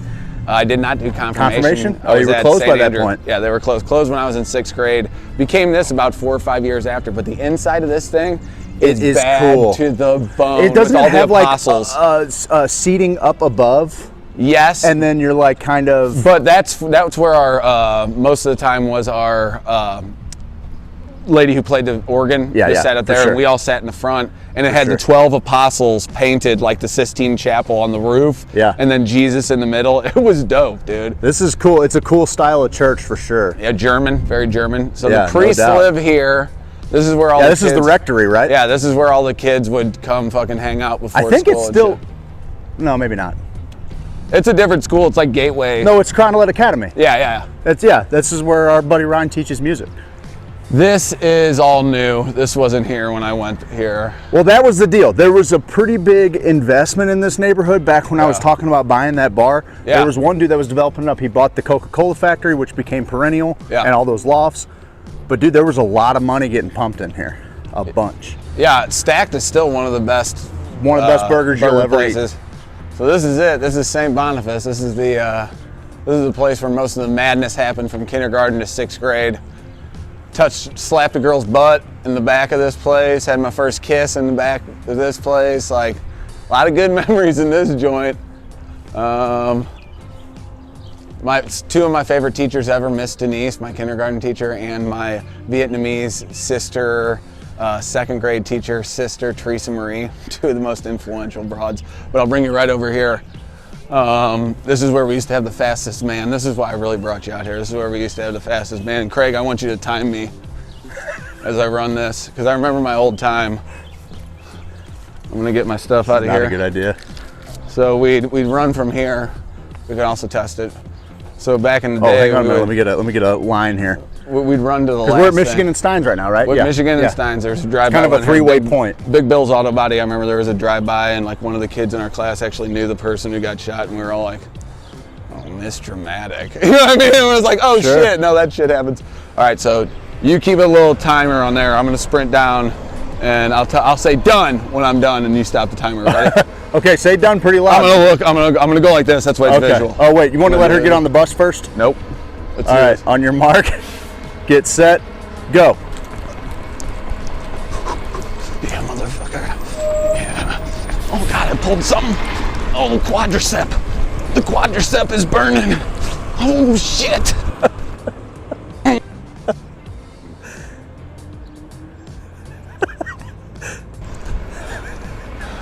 How'd we do? How we looking? Not shitting.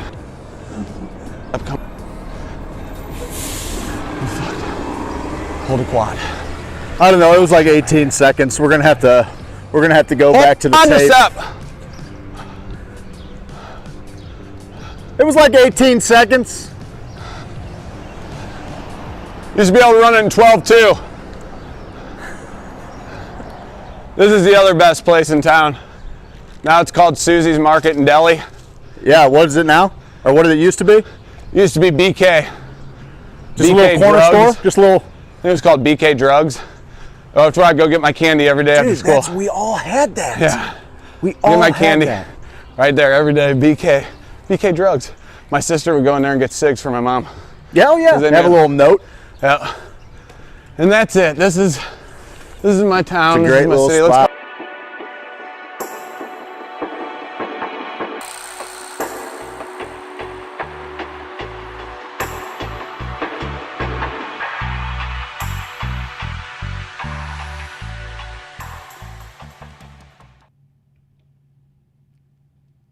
That, ladies and gentlemen, was Stephen Elgin and the neighborhood that he grew up in over in the old lovely St. Boniface Parish. My buddy's not feeling great today, and we're going to call it a little, we're going to call it for the day. Thank you guys for joining us. I've had fun this morning.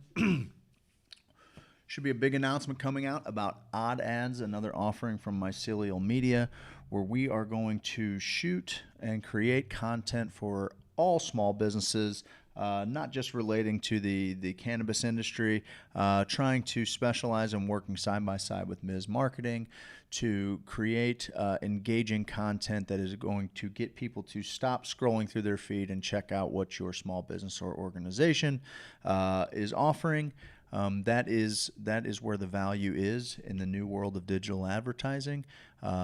Working with Ms. Marketing, not only can he track and allow you to kind of get leads into a funnel and identify the people that you want to work with. He can help you target the audiences that you're trying to hit and make sure that you're doing business with whom you want to do business, and ultimately just increase that return on investment from advertising, which has changed quite a bit. It used to be just a blanket where you would just throw out your name, throw out your logo, throw out whatever it is that you do, and hope that the right random set of eyes would reach it. It's still a little bit like that, but we can be a little more dialed in and focus that content on people that you're trying to reach, trying to communicate what it is that your company or organization is trying to communicate. We can do it in a fun way and really change your mind about what you can do with your advertising dollars and reach the people that you're trying to.